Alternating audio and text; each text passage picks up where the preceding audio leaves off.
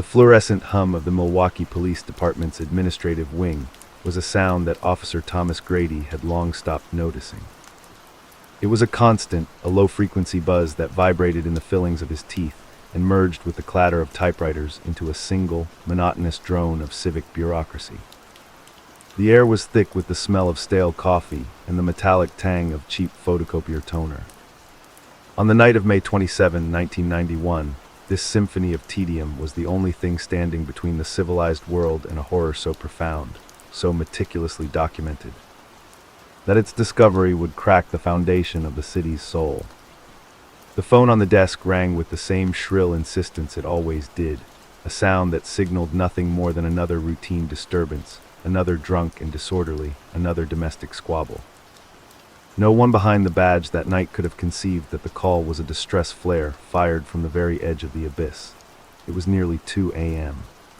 when the cruiser, bearing the city's blue and white livery, swung onto North 25th Street.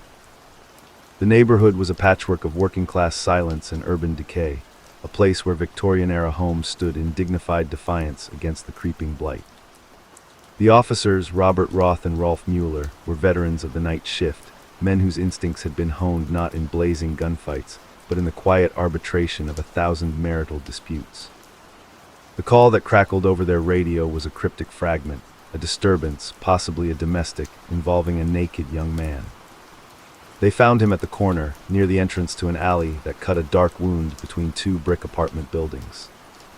He was a Laotian teenager, 14 years old, his skin slick with sweat despite the cool spring air. He was nude, his thin arms wrapped around himself not in modesty, but in a desperate attempt to hold his fractured consciousness together. There were abrasions on his back and a profound, unseeing terror in his dark eyes.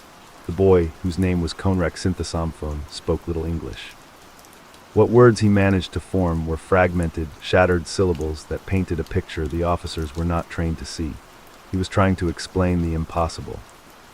He had escaped from a man, a white man with a calm voice and a disarming smile, who had done something to his head.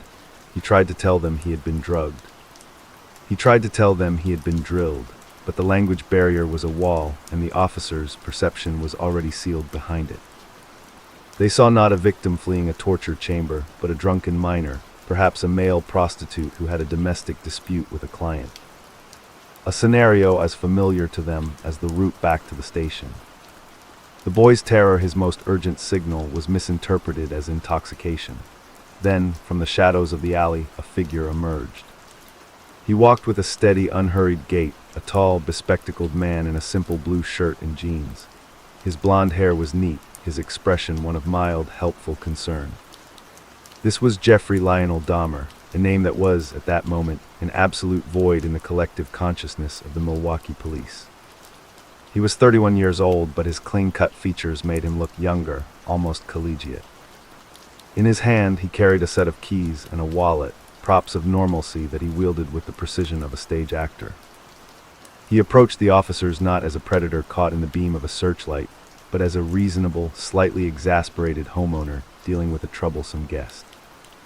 It was a performance that would become a chilling cornerstone of his legacy, a masterclass in the camouflage of evil. "Officers, I'm so glad you're here," Dahmer said, his voice a smooth baritone devoid of any tremor. "This is my friend. He's had too much to drink. We had a little argument and he ran out of the apartment. He gets like this sometimes. I'm just trying to get him back inside so he can sleep it off." The lie was a perfectly weighted paper airplane, gliding effortlessly on the night air. He even supplied a name for the boy, a fake name, something generic and forgettable that immediately created a false history between them. The boy Konrak was now a fiction, an unruly lover in a domestic spat. The officer's mental filing system, so conditioned to categorize and dismiss, clicked shut. The file was labeled homosexual domestic dispute, case closed long before it was even opened. Konrak, his brain swimming in a chemical soup of industrial sedatives, tried to protest.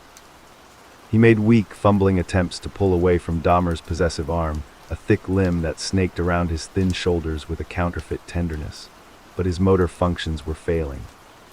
To the officers, Mueller and Roth, his stumbling resistance looked like passive, drunken compliance. The fact that Dahmer's apartment, the gaping maw of apartment 213 at the Oxford Apartments, was only a few steps away, remained a hidden, horrifying variable. The entire encounter became a battle of narratives, and Dahmer, the brilliant, monstrous narrator, had the home field advantage. He spoke the language of authority with a deferential calm. He apologized for the trouble. He was the very picture of a concerned citizen. The boy's narrative was a primal scream in a foreign tongue, a physical language of terror that was tragically, fatally, illegible to those who were sent to decipher it. The critical moment of failure arrived with the casualness of a cigarette break. A decision was made, a laconic consensus between the two officers that the best course of action was to simply return the intoxicated boyfriend to the care of his sober, articulate partner. This is the pin upon which the entire tragedy of Jeffrey Dahmer rotates, a point of procedural rot so profound it would later be dissected in civil courts, in internal affairs hearings, and in the agonized conscience of a nation. The officers didn't run a check on Dahmer's name. They didn't peer into the darkened windows of apartment 213. They didn't ask a single follow-up question that might have punctured the thin membrane of his lie. They simply began to walk the staggering, near-catatonic 14-year-old into the waiting hands of a serial killer.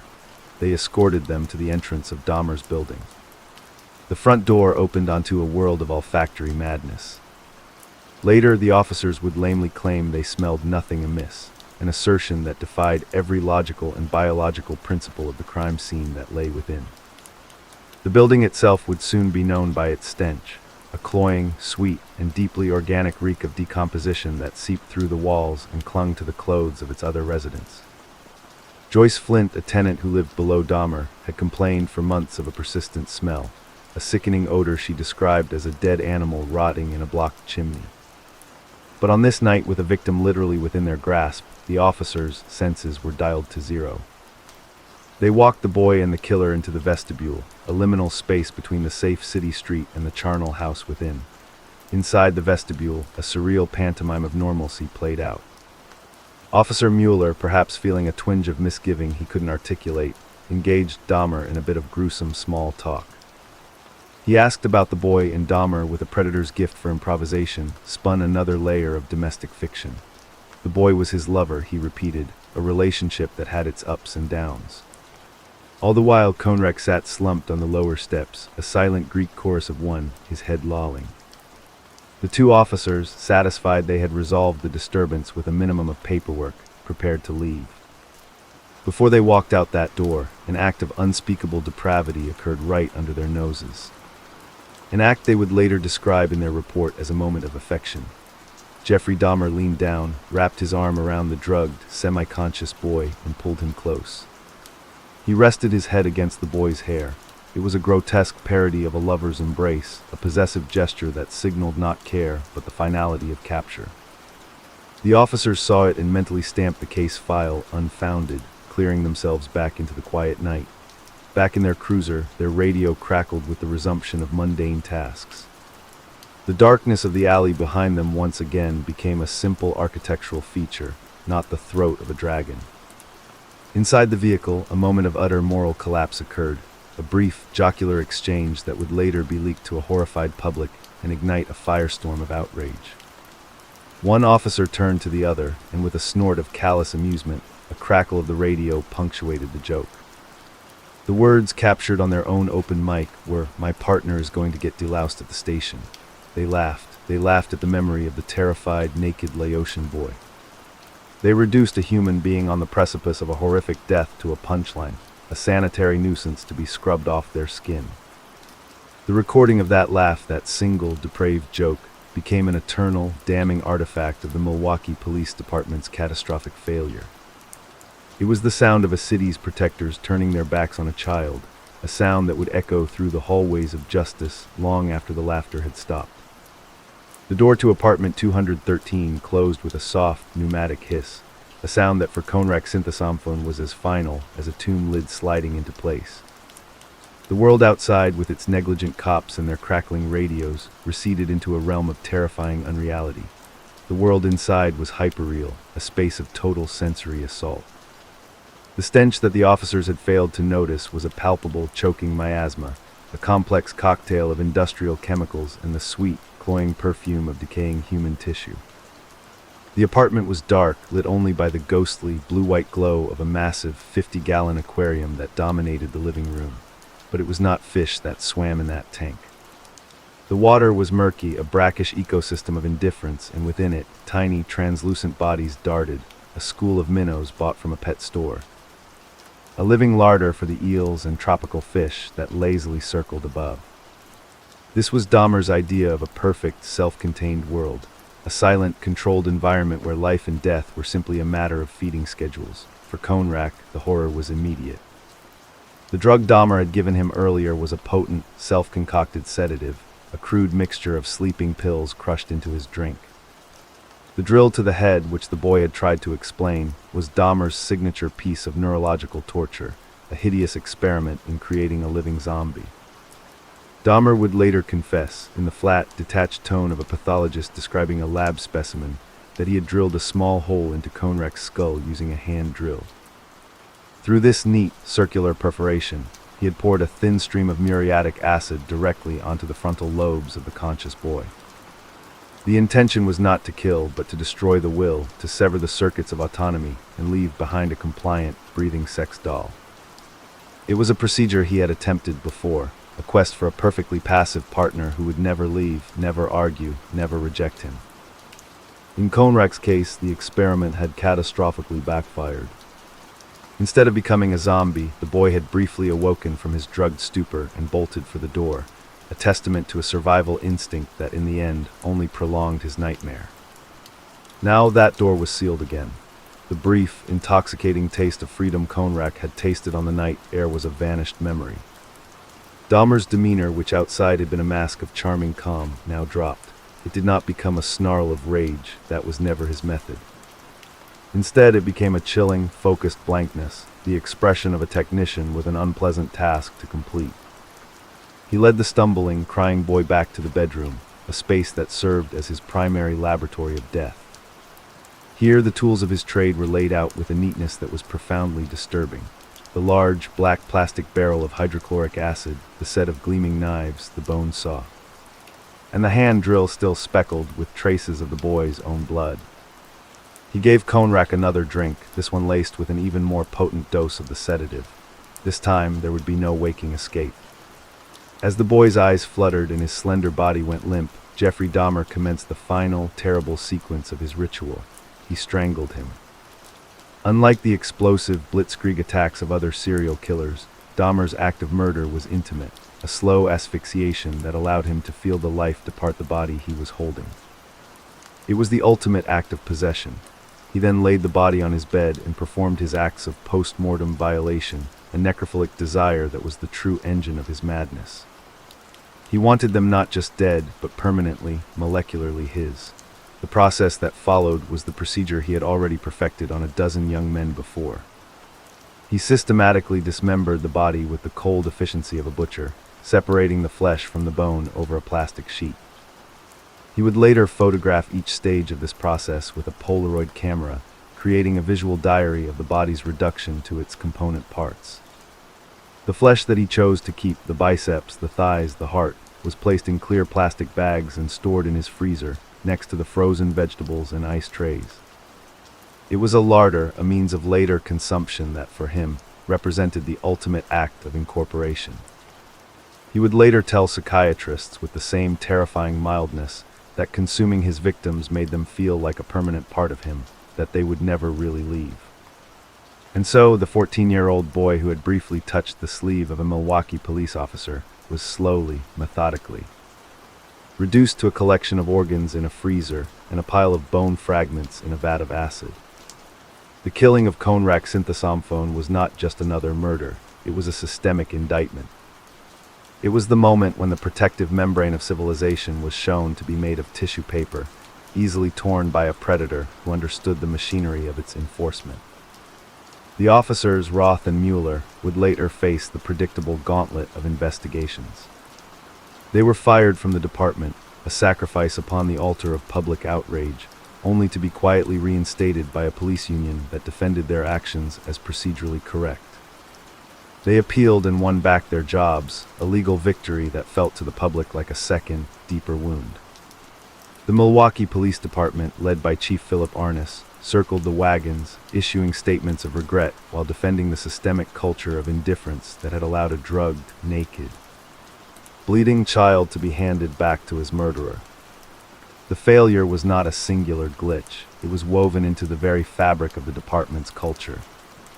A chronic allergy to anything that strayed outside the narrow band of what they deemed real crime. The neighborhood where Dahmer lived was a predominantly black, low-income area.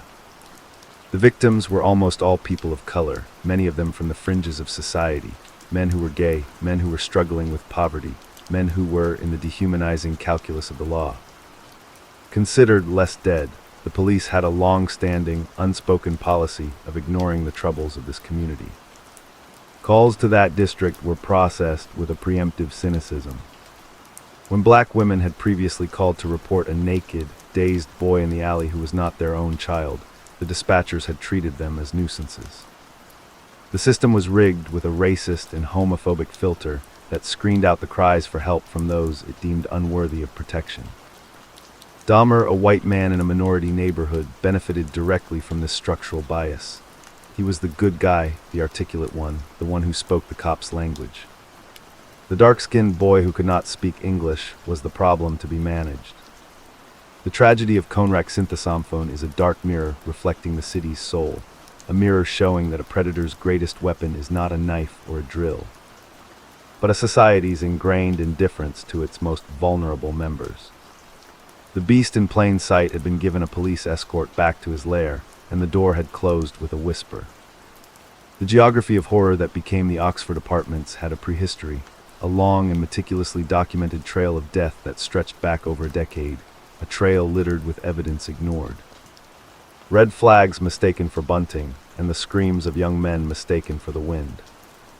To understand the cataclysm of negligence that was the Conrack Synthesamphone case, one must travel back in time to the summer of 1988 and cross an ocean to the city of Milwaukee's police jurisdiction, where the name Jeffrey Dahmer first flickered on their radar, only to be dismissed as a petty nuisance. The scene was the Ambassador Hotel, a faded piece of Milwaukee grandeur, now a place of transient lives and cheap hourly rates.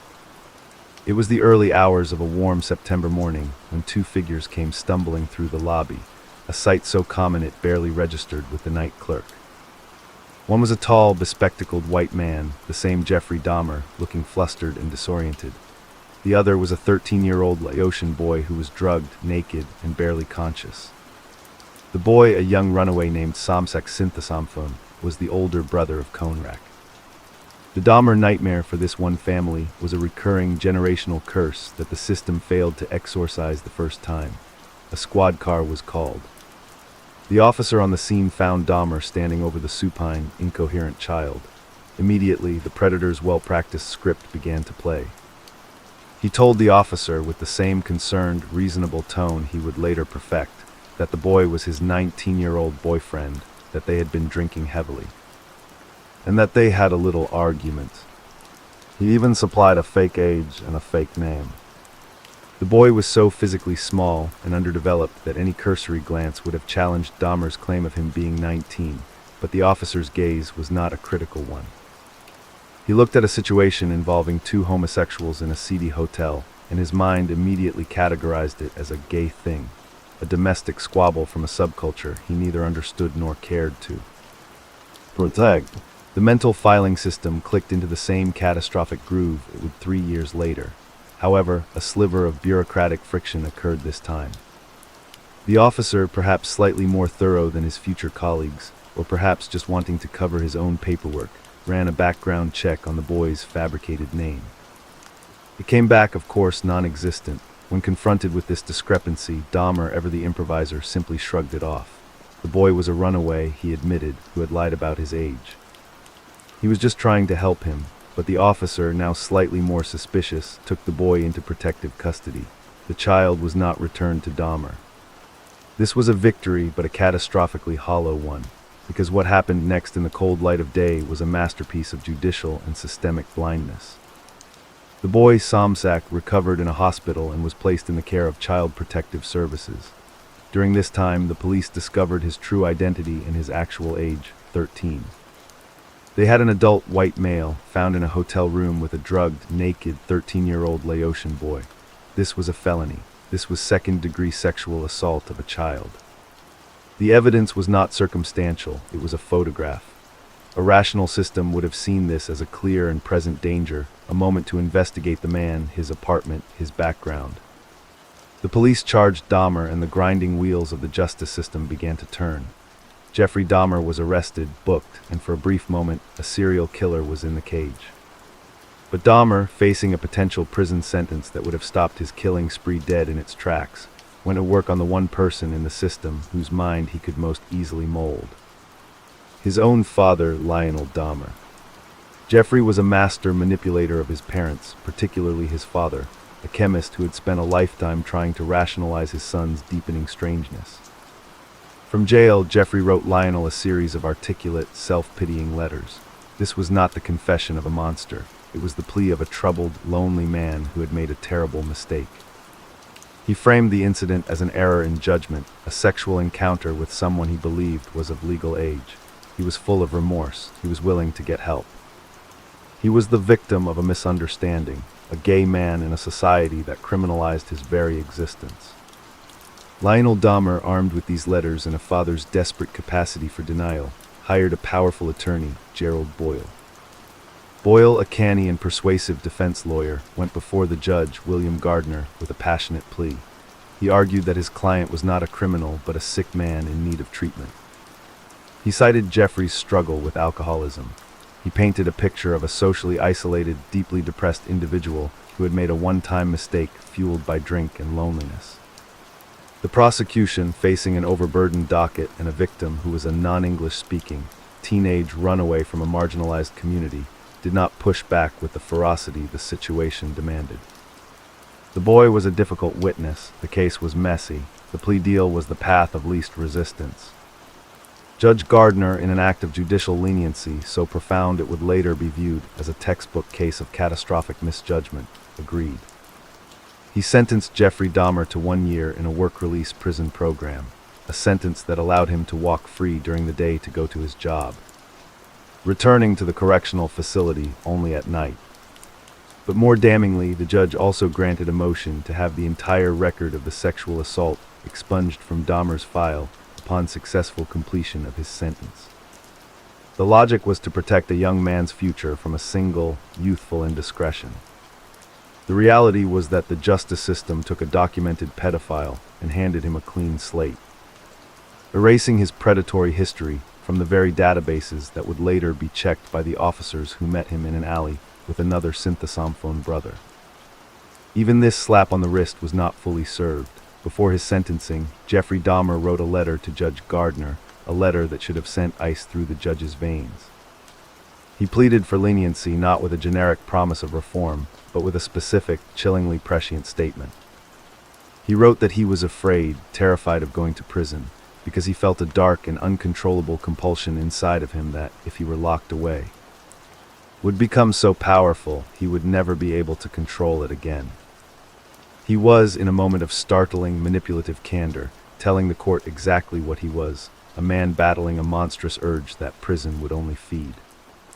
The judge, reading this not as a confession of a serial killer in the making, but as a standard plea for a lighter sentence, was unmoved. He granted the work-release sentence anyway, along with the expungement. The monster had told a judge he was a monster, and the judge had simply filed the paperwork. Jeffrey Dahmer walked out of prison a free man with a clean record in 1990. He had served less than 10 months for the drugging and sexual assault of a child. The beast had been captured, tagged, and then, with the full blessing of the state of Wisconsin, released back into the wild, its existence officially erased. The stage was now set for the final, frenzied chapter of his killing spree. He moved into apartment 213 at the Oxford Apartments, a rundown complex on the near north side. A place where neighbors kept to themselves and the sound of power tools in the night was just another note in the urban symphony. With his criminal record a void in the police computers, he was now a ghost. He was free to hunt without the faintest shadow of his past trailing behind him, a predator with a state-issued invisibility cloak.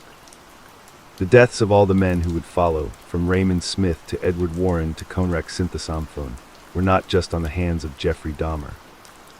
They were a direct, cascading consequence of a judicial system that had looked evil in the face and offered it a year of nights in jail and a clean slate. The pristine surface of apartment 213 was a lie, a thin, bleached membrane stretched over a cavity of pure chaos. For Jeffrey Dahmer, cleaning was not a chore. It was a ritual of concealment, a necessary counterbalance to the unspeakable messiness of his secret life. The living room was Spartan, furnished with a few mismatched chairs, a television, and the centerpiece, the large 50-gallon aquarium. The bubbling of the water filter was the apartment's heartbeat, a constant, soothing sound that masked other, more terrible noises. The fish that lazily circled the tank were a splash of cold, tropical color, a facade of life-loving normalcy in the lair of death. But the true horror of Dahmer's domestic life was not in what you could see, but in what you could not ignore, the smell. The smell was a living thing, a dense, protoplasmic presence that saturated every fiber of the apartment's carpet, every thread of the drapes, and every porous surface of the drywall. It was the smell of a slaughterhouse deep-cleaned with cheap cologne. It was a complex, layered stench, with the sharp, chemical top note of hydrochloric acid and industrial solvents, underlaid by a deeper, more profound organic rot. It was the sweet, cloying, and unmistakably human smell of decaying flesh, a scent that triggers a primal alarm in the lizard brain. The other residents of the Oxford apartments, mostly poor, mostly black, lived with this stench for months. They called the landlord, they called the health department, they called the police. Their complaints were a chorus of pleas that were systematically ignored, a testament to the city's profound disinterest in the living conditions of its most marginalized citizens. Vernell Bass, Dahmer's next-door neighbor, was a quiet, observant man who became an unwitting chronicler of the horror. He saw Dahmer almost daily in the hallways, a man of almost aggressive blandness. Dahmer was always polite, always with a brief, non-committal greeting before he slipped back into the secrecy of his unit. Bass would often smell the strange, chemical odors wafting through the thin walls. Once he ran into Dahmer in the hallway and casually mentioned the persistent, meaty smell that seemed to be coming from his apartment. Dahmer, without missing a beat, offered a perfectly plausible, if disgusting, explanation. He told Bass that his freezer had broken while he was away for the weekend, and all the meat inside had spoiled. The smell was just rotting chicken and pork, he assured him with a self-deprecating shrug. He was working on cleaning it up. The explanation was accepted. A broken freezer and spoiled meat was a mundane, almost cliché piece of urban living. The idea that the spoiled meat was a collection of human biceps, thighs, and internal organs, meticulously wrapped in plastic and labeled like cuts from a butcher shop, was a concept so far outside the realm of normal human experience that no one, not Bass, not the landlord, not the police, could entertain it. The lie was a perfect bridge between the unthinkable and the mundane, but even the most elaborate cleaning rituals could not contain the evidence forever. There were other telltale signs of the charnel house within. The bathroom was a makeshift abattoir, its porcelain surfaces etched and stained by frequent baths in acid. The large, 57-gallon blue plastic barrel that sat in a corner was not a storage container.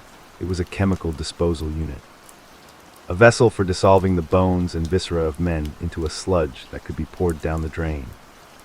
And then there was the power saw.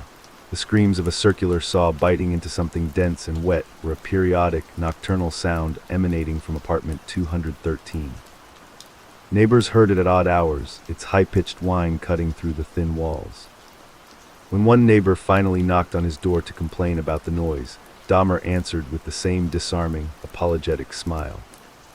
He was just doing some late-night carpentry work, he explained, building a small bookshelf. He promised to keep the noise down. The idea that the saw was a bone saw, and that the carpentry was the dismemberment of a human being, was again a cognitive leap too far for anyone to make without the retrospective lens of horror. The man who lived at the center of this vortex of stench and secrets was a study in contradictions. His physical appearance was the first and most effective layer of his camouflage. He was a tall, gangly man with a narrow, almost gentle face. His blonde hair was neatly combed, his mustache trim and precise. Behind a pair of large, wire-rimmed glasses, his blue eyes had a distant, watery quality. the eyes of a man perpetually lost in a daydream. He dressed like a manual laborer or a college student on laundry day, worn blue jeans, a simple short-sleeved shirt, and white sneakers. There was nothing in his presentation that signaled threat. He was the anti-boogeyman. He was the quiet, slightly odd man in the checkout line at the grocery store. He was the bland, forgettable face in the apartment elevator. He was a figure of such profound, unmemorable ordinariness that his image, once broadcast worldwide, became a new archetype of terror, the monster who looked exactly like your neighbor. His personality was a masterwork of mimicked normalcy. In his interactions with the outside world, he was polite to a fault, almost painfully shy. He was a man of few words, who never raised his voice in anger and never drew attention to himself. This was not a social facade he painstakingly constructed. It was the genuine, hollow shell of a human being whose emotional core had been carved out by years of dark, obsessive fantasy. The shyness was real, but it was not the shyness of a harmless introvert. It was the withdrawal of a man whose entire psychic and emotional energy was consumed by a parallel, internal life of unimaginable violence. His outward passivity was the vent that released the pressure from the internal reactor, allowing him to function in the world while his mind was perpetually locked in a theater of sadism and control. The true nature of his madness was a labyrinth of paraphilias, a psychiatric term that fails utterly to capture the specific, detail-oriented horror of his fantasies. From his adolescence, Dahmer's sexuality had been fused not just with violence, but with an extreme and highly ritualized form of possession. The core fantasy, the engine that drove him to kill, was a desire for a completely passive, unresisting, and permanent sexual partner. His early fantasies involved unconsciousness. He fantasized about finding a beautiful man lying still, a body he could explore and possess without any demand for reciprocity, without any of the messiness of a human relationship. This necrophilic ideal, the perfect, silent, compliant lover, was the blueprint for all the horrors that followed. His methodology, the process of creating his perfect zombie lovers, was a journey into the darkest frontiers of the human brain. It was a grisly, homebrewed experiment in lobotomy. He would select his victims, often with a specific physical aesthetic in mind, a slim build, a smooth chest, a certain curve of a bicep. He would lure them back to apartment 213 with the promise of money for posing for photographs or simply for companionship and drinks.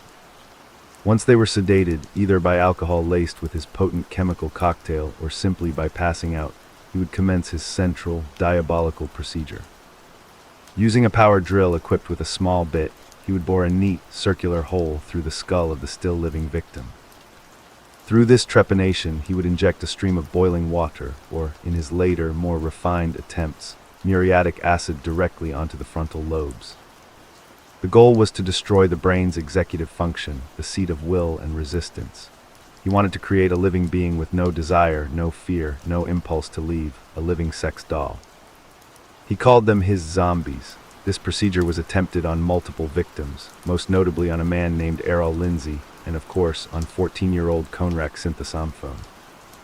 It was a catastrophic failure that nearly always resulted in the victim's death, either from the trauma or from the infection that followed.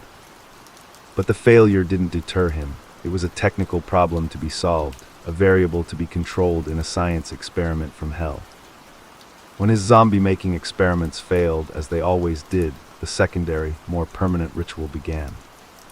He would kill, usually by strangulation, an act he performed while lying on top of the victim, feeling the life leave their body, a final, intimate embrace. The death was not the end, it was the commencement of the true object of his desire, necrophilia. He would spend hours with the body, performing sexual acts, posing it, photographing it. The Polaroid camera was a crucial part of his ritual, a device that allowed him to freeze a moment of perfect possession. He would take hundreds of photographs, creating a visual catalog of his victims' bodies at various stages of dismemberment. These images were not just trophies. They were a way to relive the experience, to maintain ownership over a body that he was about to destroy. The dismemberment that followed was a practical necessity, but it was also a deeply symbolic act of consumption. He would carefully flay the skin, remove the organs, and sever the muscle groups. The parts he found most aesthetically pleasing, the heart, the biceps, the thigh muscles, were wrapped in plastic, labeled, and stored in his freezer. He would later cook and consume these pieces of flesh, an act of cannibalism that, for him, represented the ultimate incorporation of another being. They became a permanent part of me, he would later explain, with the same mild, professorial detachment with which he had once described his broken freezer. The man in the blood-spattered apartment was not just a killer. He was a collector, a curator, and a consumer of souls. A monster who believed the only way to make someone stay forever was to dissolve them in a vat of acid or to eat their beating heart. His clean-cut, polite exterior was not a mask he wore. It was the vacuum-sealed container that kept his boundless, consuming madness from leaking into a world that refused to see it. The path that led Jeffrey Dahmer to the blood-soaked floors of the Oxford apartments was not a sudden, inexplicable fracture. It was a slow, grinding erosion of the soul that began in the green, manicured quiet of suburban Ohio. To walk through his childhood is to enter a landscape that, from the outside, looks like a picture postcard of the American dream, but which, upon closer inspection, reveals a ground so poisoned with silent desperation that it could only yield a harvest of monsters. The Dahmer family home in Bath Township was a modern, split-level structure nestled in the woods, a place of privacy and scientific inquiry. Lionel Dahmer, Jeffrey's father, was a chemist, a man whose mind was a neat grid of equations and molecular structures. He was a man of logic, a man who saw the world as a series of problems to be solved with the correct formula. Sheila Dahmer, Jeffrey's mother, was a woman of intense and volatile emotions, a hurricane of anxieties, psychosomatic illnesses, and a deep, consuming need for attention that her logical husband was chemically incapable of providing. From his earliest days, Jeffrey Lionel Dahmer was a puzzle that his parents could not solve. He was a child of profound silences, a boy who seemed to inhabit a world parallel to the one his family occupied. He was not initially a violent child. He was, in fact, the opposite, a smiling, curious toddler who collected bugs and marveled at the tiny, chittering lives of chipmunks, but something curdled inside him at a very young age. A double hernia operation at the age of 4 was, by his own later account, a watershed moment of psychic trauma. He felt a vague, unsettling change, a sense that he had been violated in a way he couldn't articulate. The laughter and curiosity began to drain away, replaced by a stiff, awkward shyness that became his dominant public characteristic. The household he grew up in was a theater of emotional warfare. His parents' marriage was a slow-motion car crash, a grinding conflict of personalities that played out in daily arguments that echoed through the thin walls of the house. Lionel buried himself in his basement laboratory, a sanctuary of beakers and Bunsen burners where he could escape the irrationality of his wife's moods. Sheila, feeling abandoned and unloved, retreated into a private world of chronic illness and chain-smoking, her grievances against her husband a litany she would recite to anyone who would listen, including her young son. Jeffrey, sensitive and increasingly isolated, became a ghost in his own home. He was an only child for the first 6 years of his life, a tiny, silent satellite orbiting 2 planets locked in a gravitational war. He learned the most devastating lesson a child can learn, that he was invisible and that his needs were a distant, secondary concern to the all-consuming drama of his parents' misery. The foundational message of his youth was one of profound neglect. He was not seen, he was not heard, he was a solitary figure in a landscape of noise. This isolation bred obsession. As the family's emotional architecture crumbled, Jeffrey began to build a private, internal world of rigid control. The catalyst for this dark turn was, on the surface, a mundane suburban hobby, the collecting and preserving of roadkill. What began as a boy's macabre curiosity in the woods around his home soon became a consuming, ritualistic passion. He would ride his bicycle along the winding roads, searching for the carcasses of animals struck by cars. He would scoop them up, bring them to a secluded spot in the woods, and begin his work. It was not the killing that fascinated him, it was the anatomy. He was a meticulous, self-taught taxidermist. He would carefully skin the animals, remove the flesh from the bones, and treat the skeletons with chemicals he had learned about from his father's chemistry books. He then meticulously reassembled the skeletons, piece by piece, wire by wire. He preserved the bones of chipmunks, squirrels, and raccoons, creating a clean, white, ordered museum of the dead. This ritual was a balm for his chaotic soul. A dead animal did not scream, did not cry, did not leave. It offered a perfect, silent, compliant form to be explored and controlled. This was the cradle of his necrophilic imagination. The smell of decay and formaldehyde was not repulsive to him. It was the incense of his secret cathedral, a place where he was God over a kingdom of bones. The isolation deepened with the onset of puberty. As his male classmates began their fumbling, hormonal journeys toward girls, Jeffrey found his own desires taking a parallel and deeply divergent track. His sexual awakening was not a burst of social energy, but a descent into a private fantasy life of extreme passivity.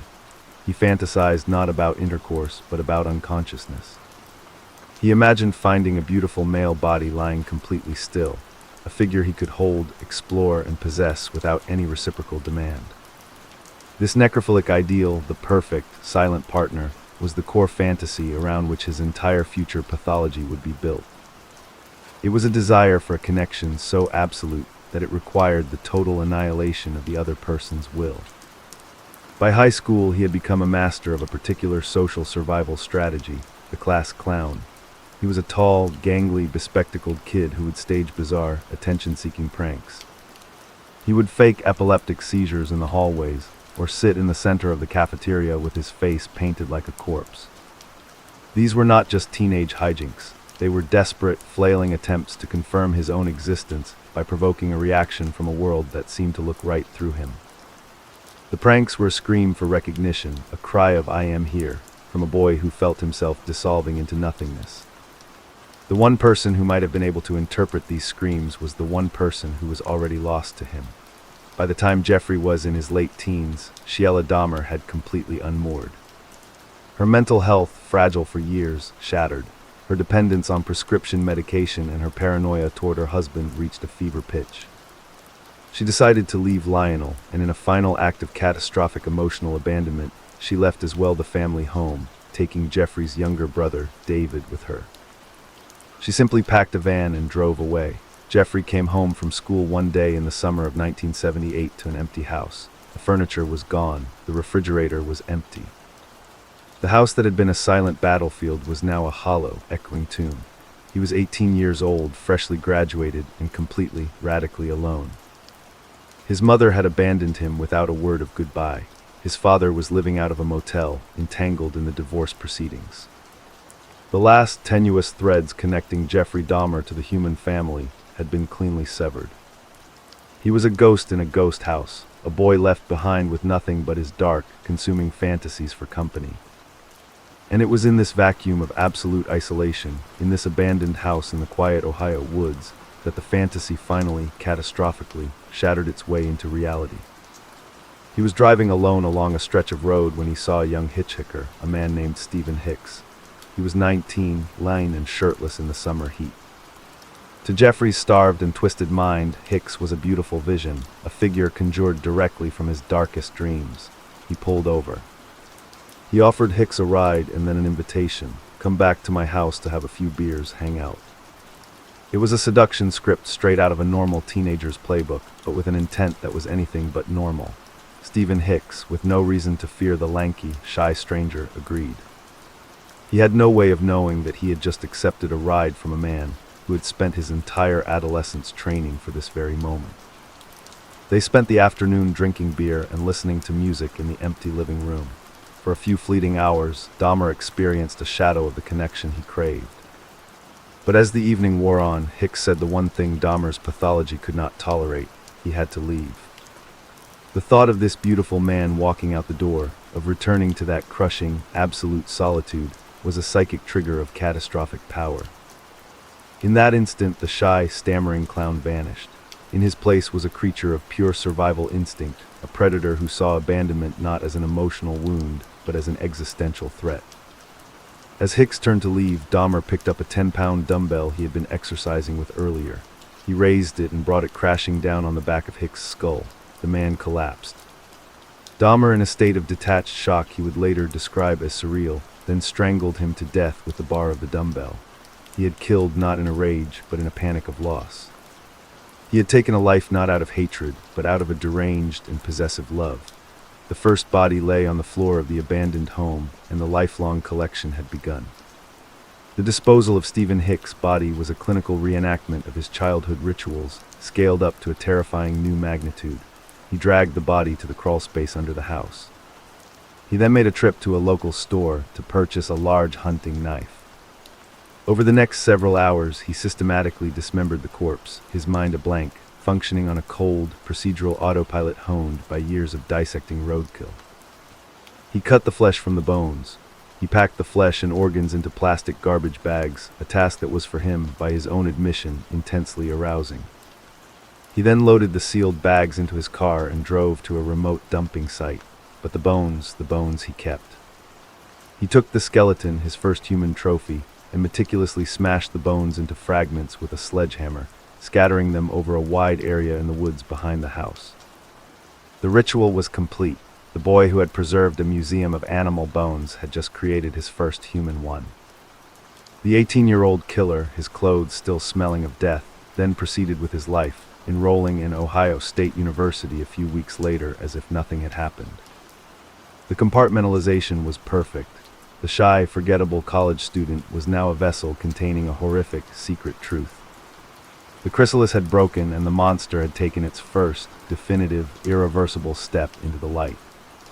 The killing of Stephen Hicks was the first domino, a singular act of violence that should have collapsed a wall of silence. Instead, it was followed by a chilling, 9-year pause.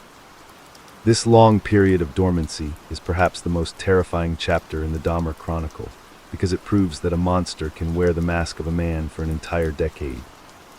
Walking through the world not as a shadowy outcast, but as a comically ordinary member of society. He was not hiding in a cabin in the woods. He was living in plain sight, a ghost drifting through the mundane landscapes of the American Midwest.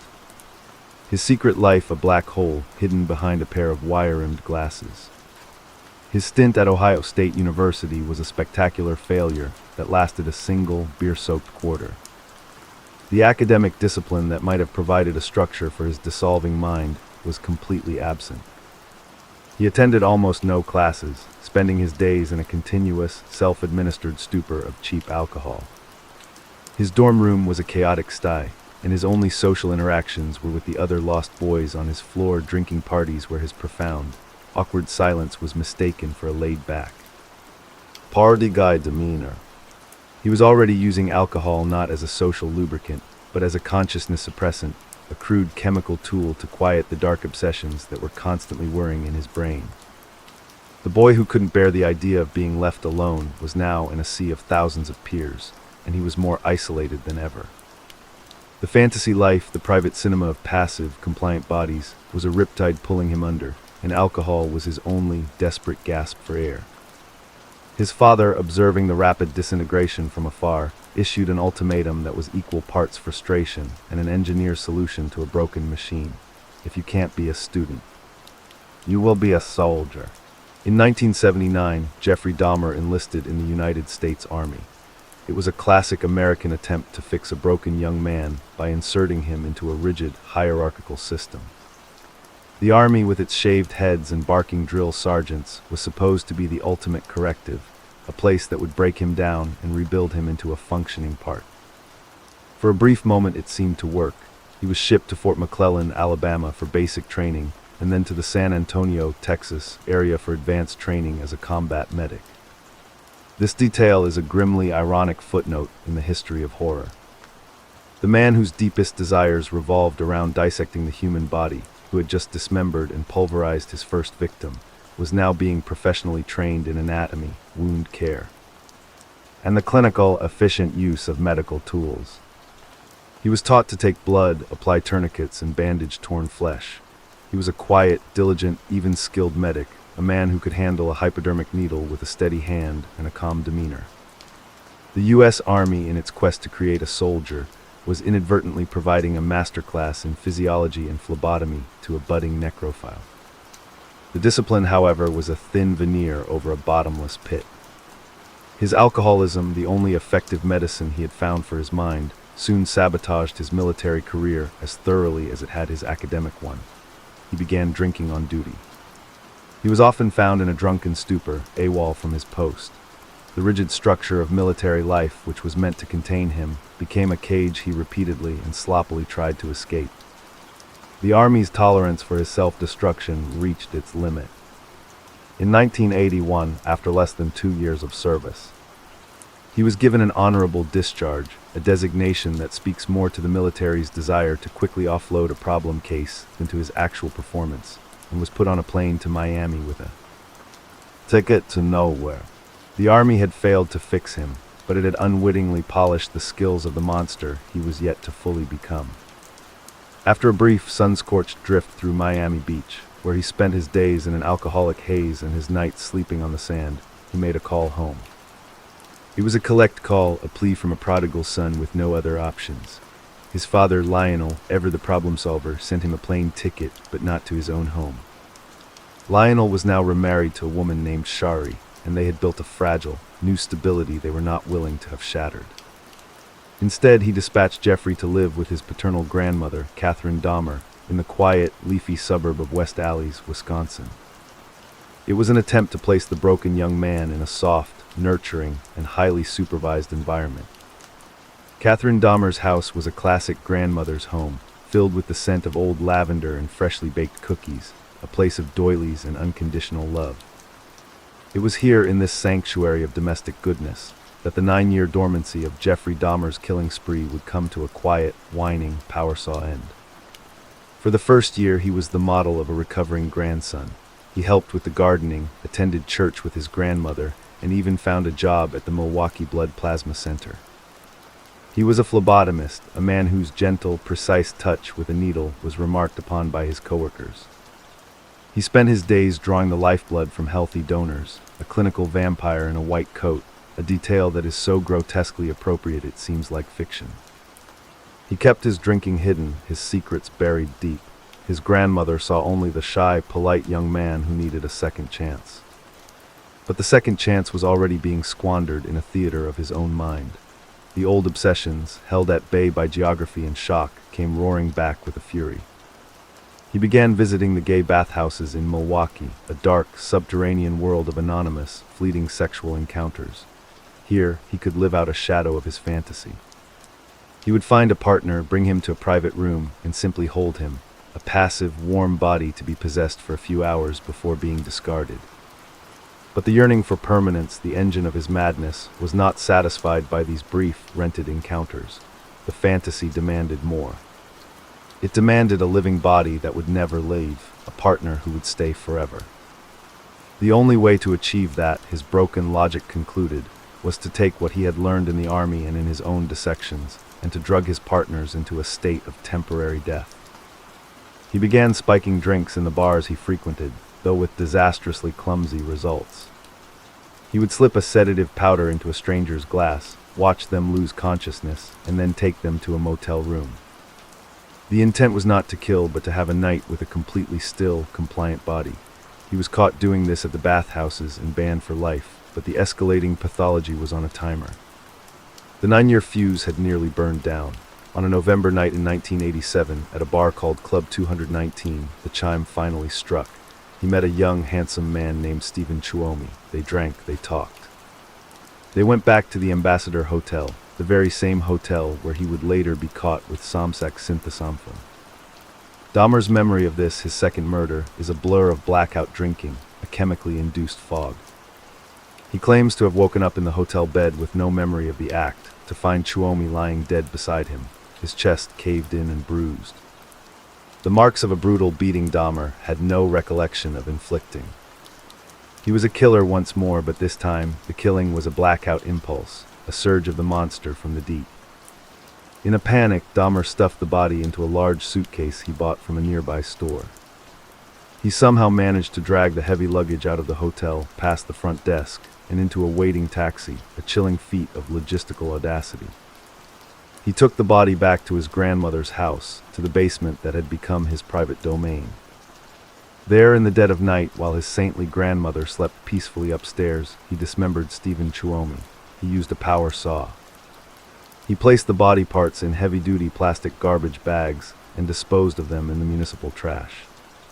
The sounds of the bones saw grinding through a human sternum were, to Catherine Dahmer, just the muffled noise of her grandson tinkering in his workshop. The 9-year hiatus was over. The floodgates held shut by a trembling, alcoholic hand had been blown open. The quiet basement of a grandmother's home had become a second kill site, and the killing would not stop again. With Stephen Tuomi's blood still staining his memory, Jeffrey Dahmer's pathology shifted from episodic to systematic. The silent basement of his grandmother's house, once a space of harmless hobbies, became a fully operational laboratory of death. A processing facility hidden beneath the floorboards of a doting old woman's domestic bliss. The 9-year pause had ended, and a new, terrifyingly efficient rhythm began. The predator was no longer a boy panicking in the dark. He was a 30-year-old man who had spent a lifetime perfecting the craft of murder. And the pace of his acquisitions was about to accelerate with a horrifying, mechanical predictability. The year was 1988, and the local gay bars and bookstores of Milwaukee became his hunting grounds. He was a patient spider, his web spun from shy smiles and the offer of easy money. He knew his prey, selecting men who were often on the margins, men whose disappearances would not set off a citywide manhunt.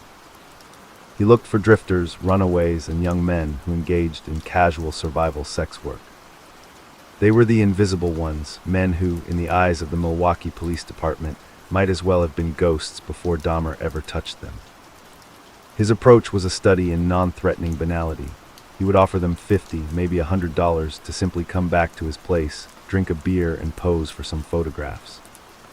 He was a harmless artist, he would say, a lonely guy who just wanted some company and some pictures. The lure of quick cash, combined with his utterly unremarkable presence, was almost impossible to resist. In the early morning hours of a cold January day, he met James Edward Dockstader, a 15-year-old Native American boy who was, despite his age, already a familiar face on the streets. Dockstader was tall, quiet, and beautiful in a way that perfectly matched the aesthetic blueprint Dahmer sought. He invited him back to his grandmother's house. The ritual that unfolded in the basement was by now a codified liturgy, the spiked drink, the collapse into unconsciousness. The act of strangulation, a final, intimate embrace that squeezed the life from the compliant body. Then came the dismemberment on a plastic tarp. The whine of the power saw that Catherine Dahmer, upstairs, consistently dismissed as her grandson's late-night carpentry. Dahmer kept James Dockstader's skull for a week, a trophy that he claimed and placed on a shelf in his basement workshop. The rest of the body was reduced to manageable parts and placed at the curb with the rest of the household garbage, collected by unsuspecting city sanitation workers on a routine Tuesday morning. The acquisition of bodies became a compulsion that mirrored a shopping addiction. 2 months after Dockstader's death, in March, Dahmer met 22-year-old Richard Guerrero. The details of Guerrero's life were already hazy, a blur of transient jobs and drifting. Dahmer lured him to the grandmother's house with the same script: drinks, money, photographs. Richard Guerrero was strangled, his body was dismembered. His flesh, like Dockstader's, was consigned to a Milwaukee garbage truck, a hidden, gruesome cargo blending into the thousands of tons of a city's daily refuse. Dahmer was now killing at a rate that defied comprehension, the murders separated by mere weeks. The basement had become a high-turnover abattoir. The whir of the bones saw a quarterly event in the quiet suburb.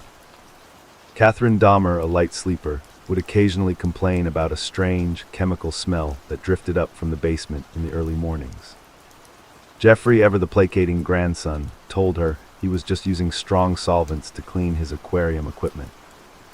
The explanation was accepted with the same trusting, grandmotherly wave of the hand as the sound of the saw.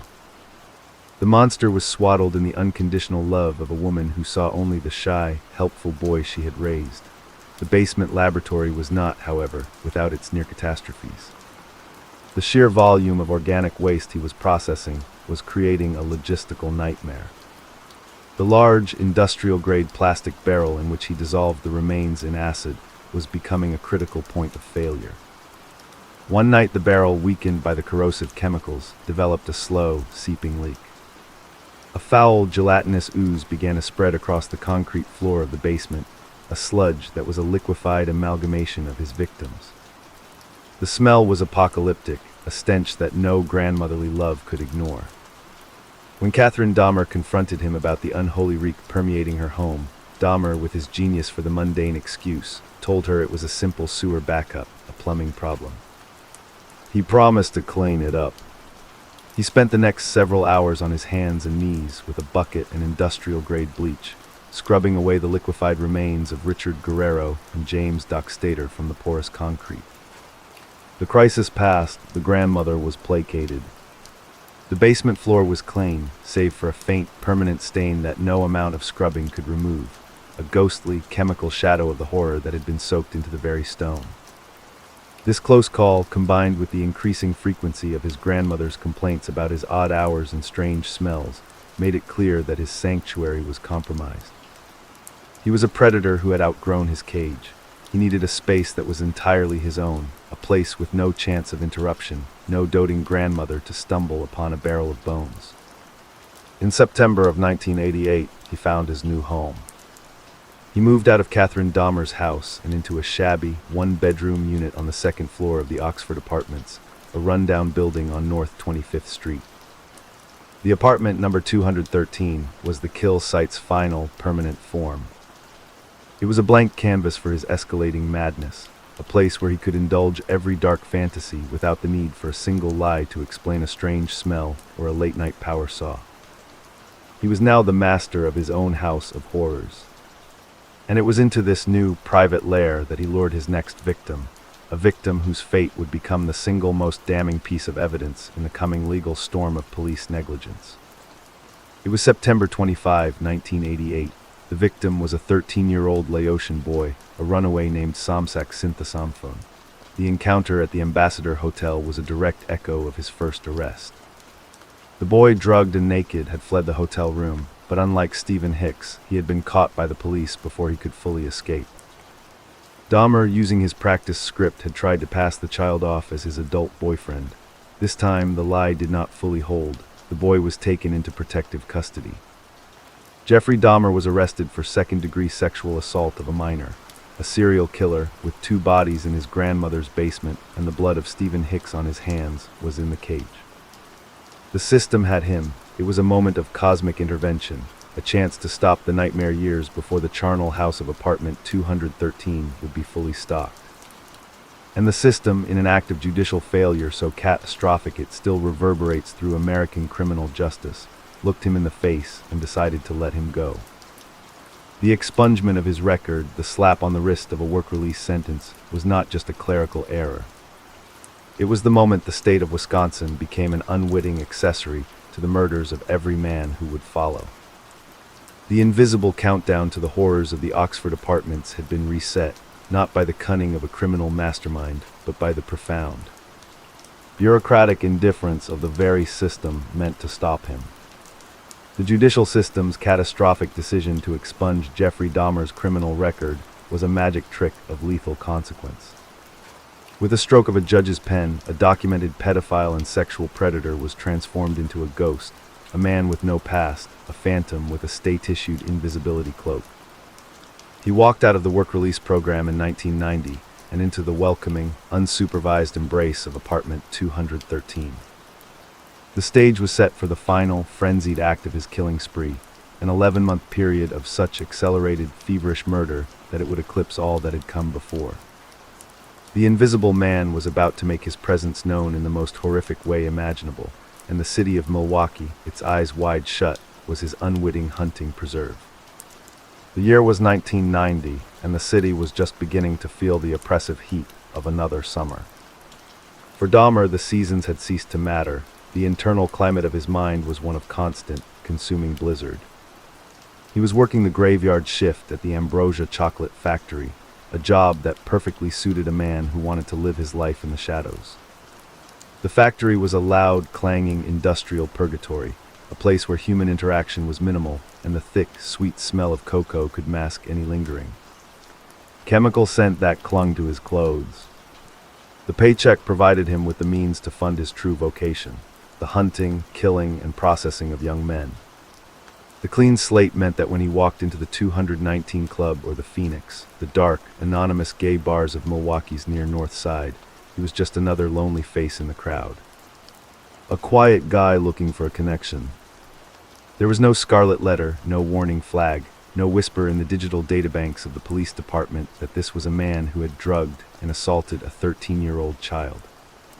He was a free, unmarked predator, and the men he met had no reason to fear the shy, well-spoken man who offered them a drink and the promise of easy money. His first victim in this new, unshackled phase of his life was a man named Raymond Lamont Smith, who was also known as Ricky Beeks. It was May of 1990, and the Oxford apartments were still unknown to the world. Dahmer met Beeks in a tavern, a transient man whose life was a series of short-term crashes and casual encounters. The script was the same, the lure perfected over a dozen times. "Come back to my place for a drink and some money to pose for photos." Beeks agreed. He walked through the door of apartment 213 and into a world of total sensory madness. The bubbling aquarium, the blue barrel, the faint, inescapable smell of decay. He was drugged, strangled, and dismembered on the floor, but this time the process was different, more intimate, more ritualized. Dahmer was no longer just disposing of a problem, he was collecting. He took a series of Polaroid photographs of the body, posed in ways that satisfied his necrophilic desires. He carefully severed and flayed the parts of the body he found most beautiful. He placed the flesh he intended to consume in his freezer, a larder for his secret, cannibalistic feasts.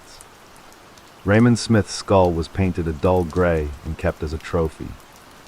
A memento mori to sit alongside the growing collection of bones that Dahmer meticulously cleaned and cataloged with a curator's detachment.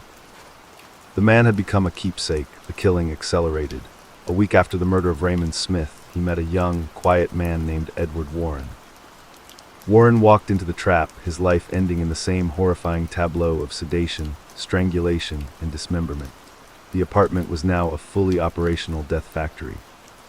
The pace was staggering. A month later, in June, a man named David Thomas met the same fate. The rituals were becoming more elaborate, the consumption more systematic. Dahmer was not just eating flesh. He was experimenting with it, cooking it in different sauces, marinating it in meat tenderizer, treating the human body like a new exotic cut of meat from a butcher shop. He would later tell psychiatrists, in the same flat, clinical tone he used for everything, that he consumed the hearts of his victims, as well as portions of their bicep muscles and thighs. The act of cannibalism was the logical endpoint of his possessive psychosis.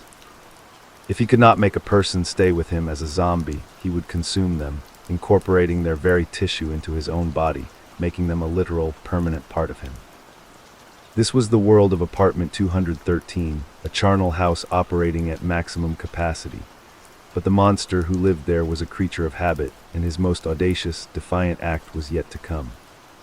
In the summer of 1990, just weeks after the murders of Smith, Warren, and Thomas, he made a trip back to his grandmother's former home in West Alleys. The house had a new tenant, but Dahmer had a specific, grim errand to run. He needed to retrieve a secret he had left behind. In a moment of panic during his move to the Oxford apartments, he had not had time to fully dispose of the evidence of his earlier crimes. He had left a large, heavy suitcase in the crawl space, a piece of luggage too heavy for the garbage, too incriminating to risk moving. It had sat there in the dark for 2 years. Now, with a clean slate and a new lair, he needed to bring it home. He retrieved the suitcase and brought it back to apartment 213. Inside was a grim, skeletal secret, the bleached, meticulously preserved skeleton of his very first victim, Stephen Hicks. The boy from Ohio, killed a decade prior, had made the journey to Milwaukee. Dahmer placed the skull of Stephen Hicks in a place of honor, a grim centerpiece to his growing collection. He then took the rest of the bones and, with his clinical precision, pulverized them into a fine powder with a sledgehammer. The dust of his first victim was scattered into the trash behind the Oxford apartments. The circle, which had begun in an abandoned house in Ohio, was now complete in the blood-soaked rooms of apartment 213. The final year of his freedom was a blur of escalating madness, a period so dense with violence that the victims become a macabre roll call of the systematically forgotten. September brought the disappearance of Ernest Miller, a 24-year-old man whose entire body, save his skeleton, was consumed. Dahmer kept the skeleton, a full, articulated trophy that he placed in a drawer beneath his bed. October saw the death of David Thomas. November took Curtis Straughter, a young man who was drugged and whose skull Dahmer kept, grinding the rest of his body into dust. The system, the one designed to connect a missing person to a predator, was utterly silent. The faces of these young men, all black, all from the margins, appeared on no billboards. Their stories were not a media sensation. They were the missing men of a city that did not look for them, a silent, invisible ledger of the dead that only Jeffrey Dahmer was keeping. In February of 1991, a 17-year-old named Errol Lindsay walked into the trap. Lindsay's murder was a turning point, a deeper descent into the nightmare of the zombie-making experiments. Dahmer drilled a hole into Lindsay's skull while he was still alive, administering the deadly dose of acid directly into his brain. The boy did not die immediately. He woke up a zombie for a single, horrific day before finally succumbing. His skull became another trophy, another gray, hollow shell on the shelf. April claimed Tony Hughes, a young, deaf man who communicated with Dahmer through notes. Dahmer, in a rare flicker of what he might have perceived as connection, killed Hughes and kept his entire body for 3 days in his bed.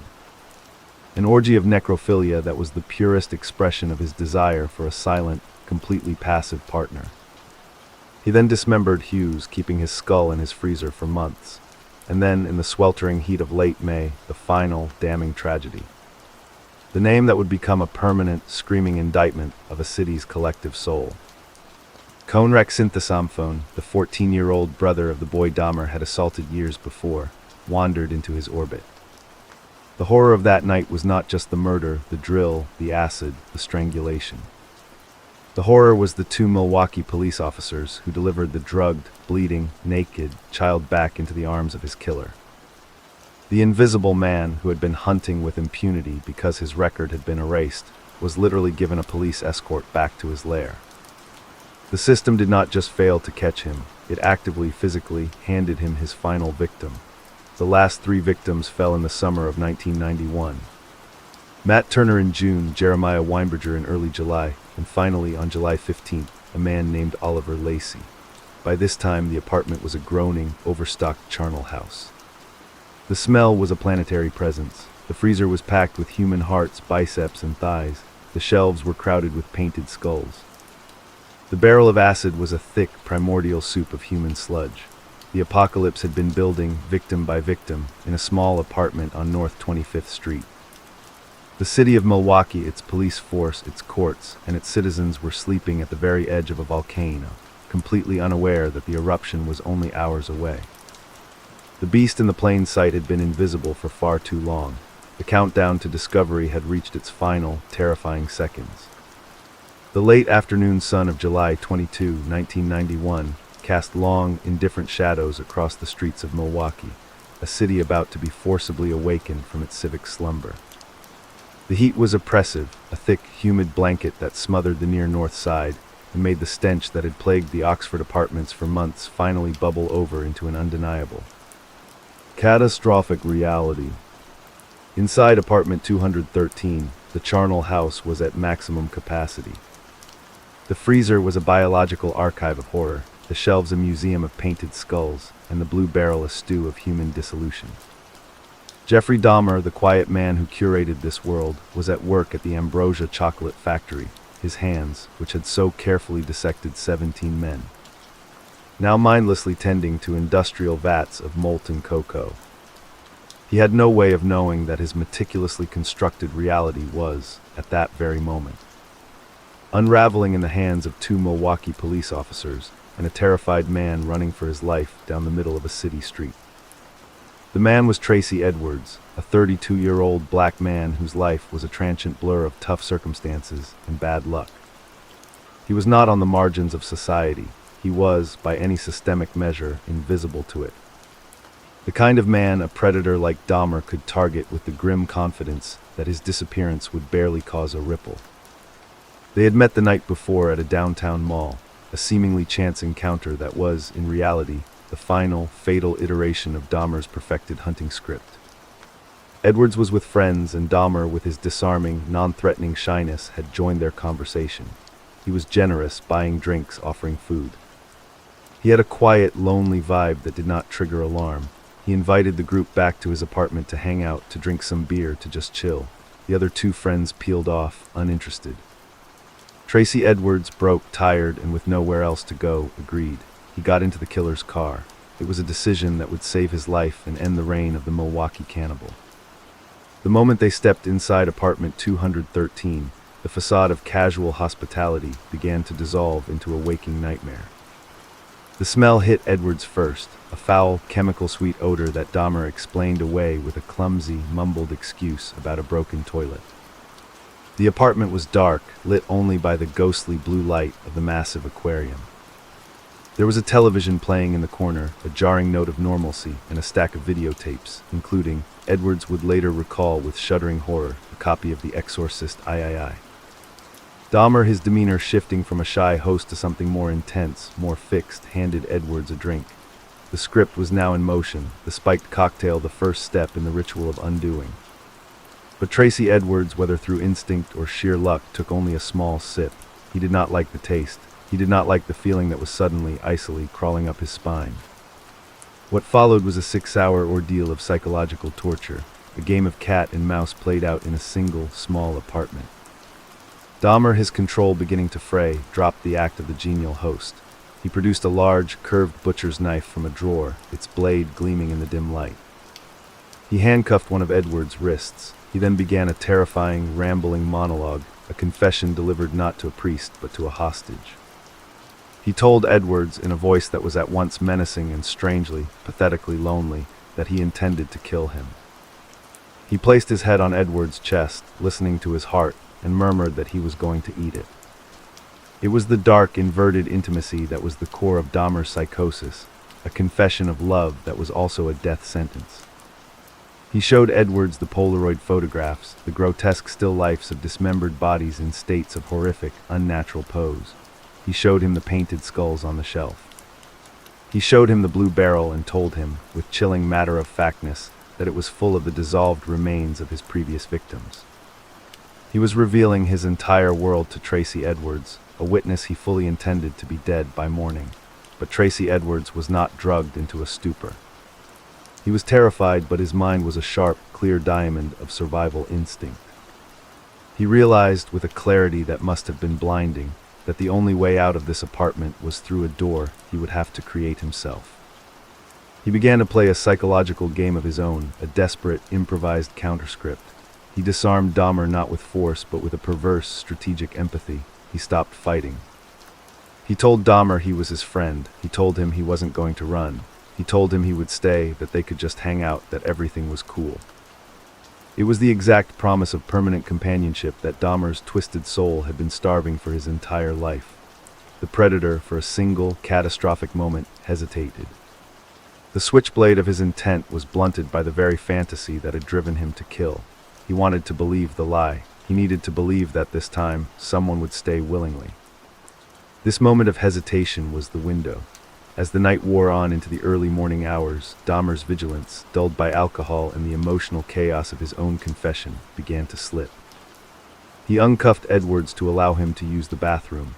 Edwards, his heart hammering against his ribs, saw his chance. He had survived the night. He had fed the beast his own fantasy to keep it pacified. Now he would run. In a single, explosive burst of motion, he bolted from the bathroom, through the living room, and out the front door.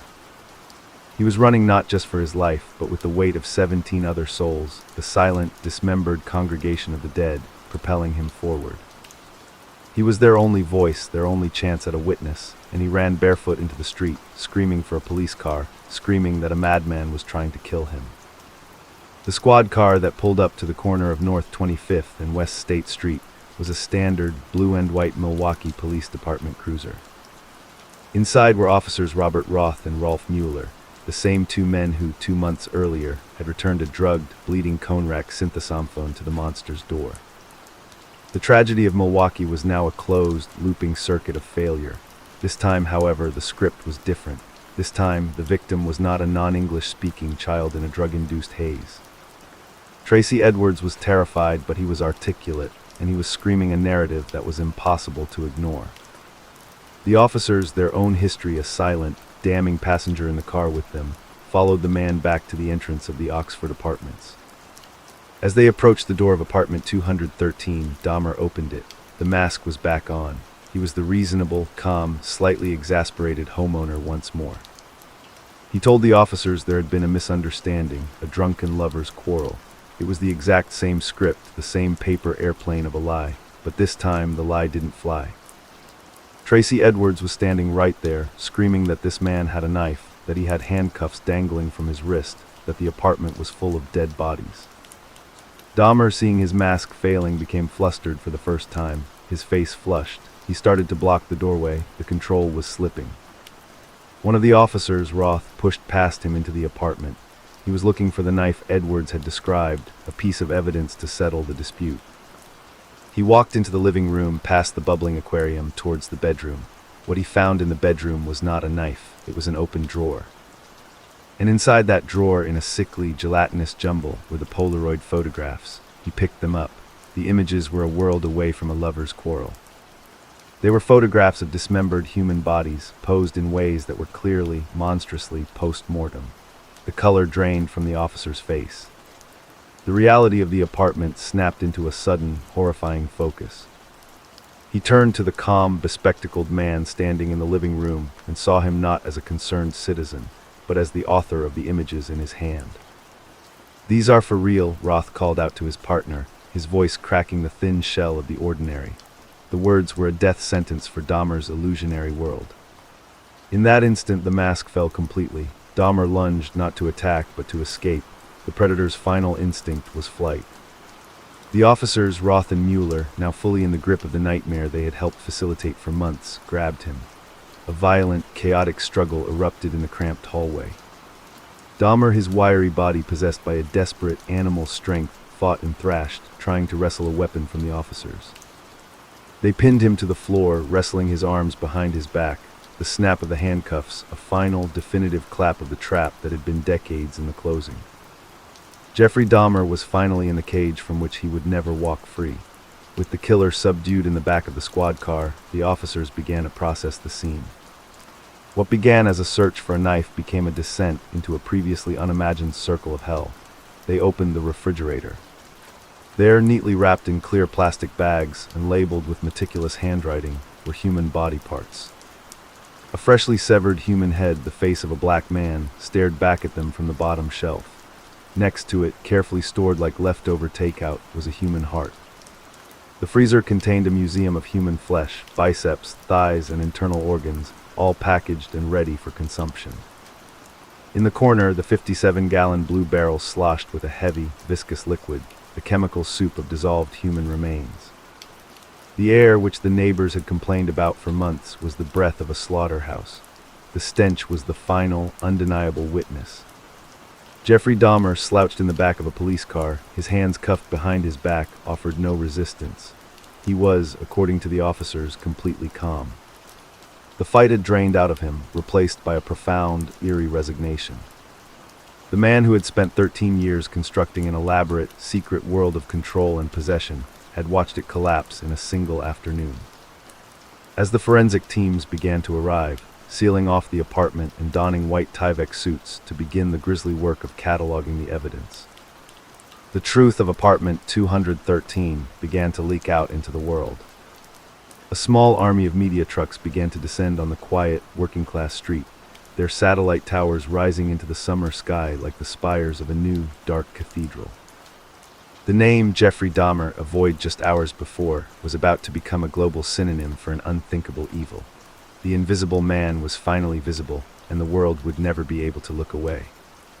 The forensic excavation of apartment 213 was a descent into a physical manifestation of unthinkable evil, a meticulous clinical process that challenged the very definition of the human soul.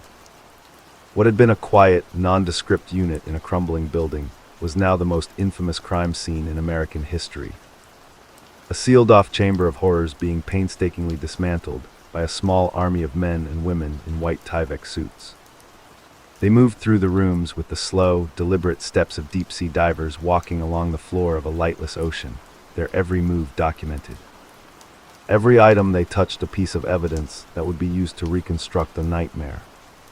The world outside the police tape was a swirling vortex of media frenzy, but inside, the only sounds were the soft, professional murmurs of investigators and the wet, sickly slosh of the contents of a 57-gallon blue plastic barrel.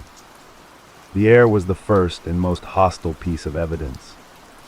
It was a smell that would never leave the memories of the men who worked the scene, a dense, protean stench that was a chemical assault on the senses. It was a foul cocktail of industrial-grade acid, cheap cleaning products, and the deep, sweet, cloying signature of decaying human tissue. It permeated every fiber of the cheap carpet, clung to the wallpaper, and was so thick it coated the back of the throat. The investigators had to work in short shifts, rotating out to the fresh air to clear their lungs and steady their nerves. The smell was not just a sensory experience. It was a testament to the industrial scale of Dahmer's process, a process designed to reduce a human being to a disposable, liquid slurry. The living room was a grotesque diorama of a deeply disordered mind. The massive 50-gallon aquarium bubbled serenely, its tropical fish gliding through water that was, the investigators would learn, the very same ecosystem into which Dahmer had thrown the flesh of his victims. On the shelves, a collection of objects that at first glance looked like macabre decorations were cataloged one by one, a series of perfectly cleaned, neatly painted human skulls.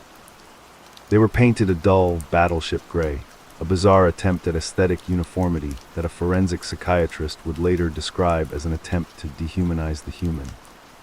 To turn a person into an object of art.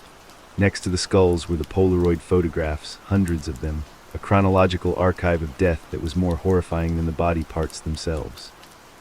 They were staged, posed, and lit with a cold, clinical eye, a visual catalog of the killer's necrophilic and dissective obsessions. Each photograph was a frozen moment of total possession, a piece of evidence that showed a man's body being systematically reduced to its component parts for the killer's perverse visual consumption. The kitchen was the true heart of darkness, a space that had been converted into a larder for a cannibal. When a senior investigator, his face a mask of grim professionalism, pulled open the refrigerator door, a collective gasp, audible even through the respirators, swept through the team. The cold, white light of the appliance illuminated a scene that defied all reason. The shelves were not lined with groceries, but with a neat, orderly collection of human remains, wrapped in clear plastic and labeled with the meticulous care of a butcher. At the very bottom, staring upward with a frozen, unrecognizable expression, was a freshly severed human head. On the shelf above it, placed like a package of chicken breasts, was a human heart. The freezer compartment, a small, icy cavern, was a dense archive of flesh. Investigators pulled out plastic bags containing entire human biceps, thigh muscles, and other organs, all carefully trimmed and preserved. It was a biological inventory, a stockpile of protein that Dahmer had been methodically consuming over the past months. The clinical detachment required to categorize these items as Exhibit A, B, C was a monumental psychological feat, a thin dam of bureaucratic language holding back an ocean of pure horror. The retrieval of the barrel was the most logistically and psychologically grueling task. The large, heavy-duty container was filled with a semi-liquid, viscous, brownish sludge, a caustic chemical soup of Dahmer's own creation. It was a mixture of hydrochloric acid and the dissolved remains of at least 3 human beings. The barrel had to be carefully, painstakingly removed and transported to the Milwaukee County morgue, where forensic anthropologists would spend weeks sifting through the chemical miasma, looking for any fragments of bone or teeth that could be used to identify the victims who had been so utterly erased. They found bone shards some no bigger than a fingernail, the last mineralized whispers of men who had been entirely consumed. Next to the barrel were the tools of the dismemberer's trade, the bone saw still flecked with biological material, the gleaming array of surgical knives, the hand drill used in his zombie-making experiments, and a large, heavy sledgehammer stained with a dark, greasy patina. As the physical evidence was being catalogued, a parallel and equally disturbing excavation was happening miles away, inside the sterile, windowless interrogation room of the Milwaukee Police Department. Jeffrey Dahmer, dressed in a standard-issue orange jail jumpsuit, sat calmly at a metal table.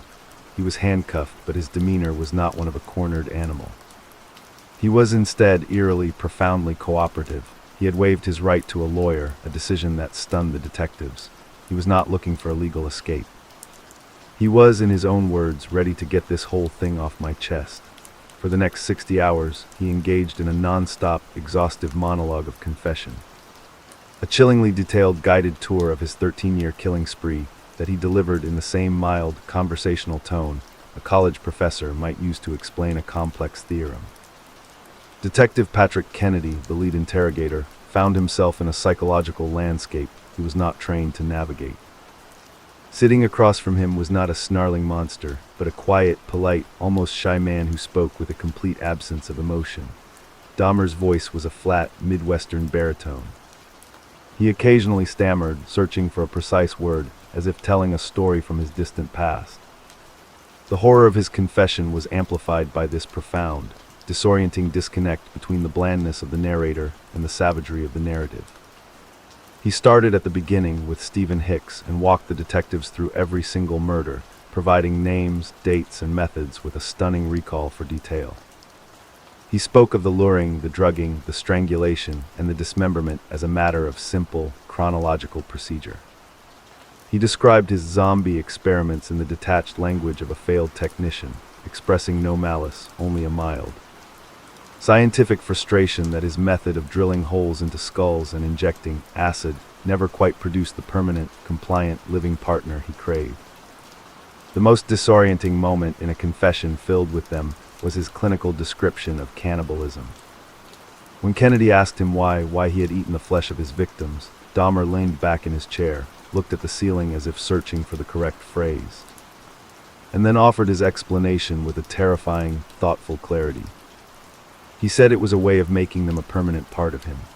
He consumed their hearts and their muscles not out of a sadistic desire to inflict pain, but out of a twisted, possessive form of love. He wanted them to stay with him forever, and the only way he could truly ensure they would never leave was to dissolve their bones in acid and to incorporate their very flesh into his own body. It was the final, logical, catastrophic endpoint of a pathology built on a terror of abandonment. He was not just a collector of skulls. He was a consumer of souls, a man who believed the ultimate act of intimacy was to digest another human being. The 60-hour confession was a Rosetta Stone for a new category of evil, not driven by rage, but by a silent, consuming, and utterly deranged loneliness. The invisible man was not just visible now. He was, for the first time, speaking in his quiet, rambling voice was painting a picture of a madness so profound it would permanently alter the world's understanding of what a human being was capable of. The 60-hour confession of Jeffrey Dahmer was a Pandora's box, and once its lid was pried open by the meticulous, dispassionate voice of the killer, the horrors that flew out engulfed not just the city of Milwaukee, but the entire world. His mugshot, that now iconic image of a clean-cut, bespectacled man with wide, passive blue eyes, was broadcast on every news network, splashed across the front page of every newspaper. It was the face of a monster that looked hauntingly like your neighbor, your coworker, your friend. The disconnect between his appearance and the industrial-scale depravity he was confessing to created a global shudder. But for the families of the 17 young men whose lives had been so violently erased, the media circus was not an abstract sociological event. It was the agonizing, slow-motion confirmation of a nightmare they had been living in silence, their sons dismissed by a police force that had labeled them runaways, drifters, and drug addicts. Men who were, in the city's unspoken hierarchy of care, considered less dead. The trial of the state of Wisconsin v. Jeffrey L. Dahmer was a foregone conclusion, a legal spectacle that was not about proving guilt, but about navigating the uncharted waters of its meaning. The sheer magnitude of the horror had rendered the normal scripts of criminal justice obsolete. Dahmer was charged with 15 counts of first-degree intentional homicide, a tally that would later swell as evidence from his confessions was corroborated. The prosecution, led by District Attorney Michael McCann, possessed a mountain of evidence so overwhelming: the Polaroid photographs, the human heads in the refrigerator, the barrel of human sludge, and the killer's own 60-hour taped confession that there was no question of his guilt. The only question, the one that would turn the courtroom into a theater of a different kind, was the state of his mind. Was Jeffrey Dahmer an evil, calculating predator, a man who knew exactly what he was doing and chose to do it anyway? Or was he a man so profoundly, incurably insane that he could not conform his actions to the law? The defense strategy, a legal Hail Mary, was an attempt to introduce a new vocabulary into the annals of criminal jurisprudence.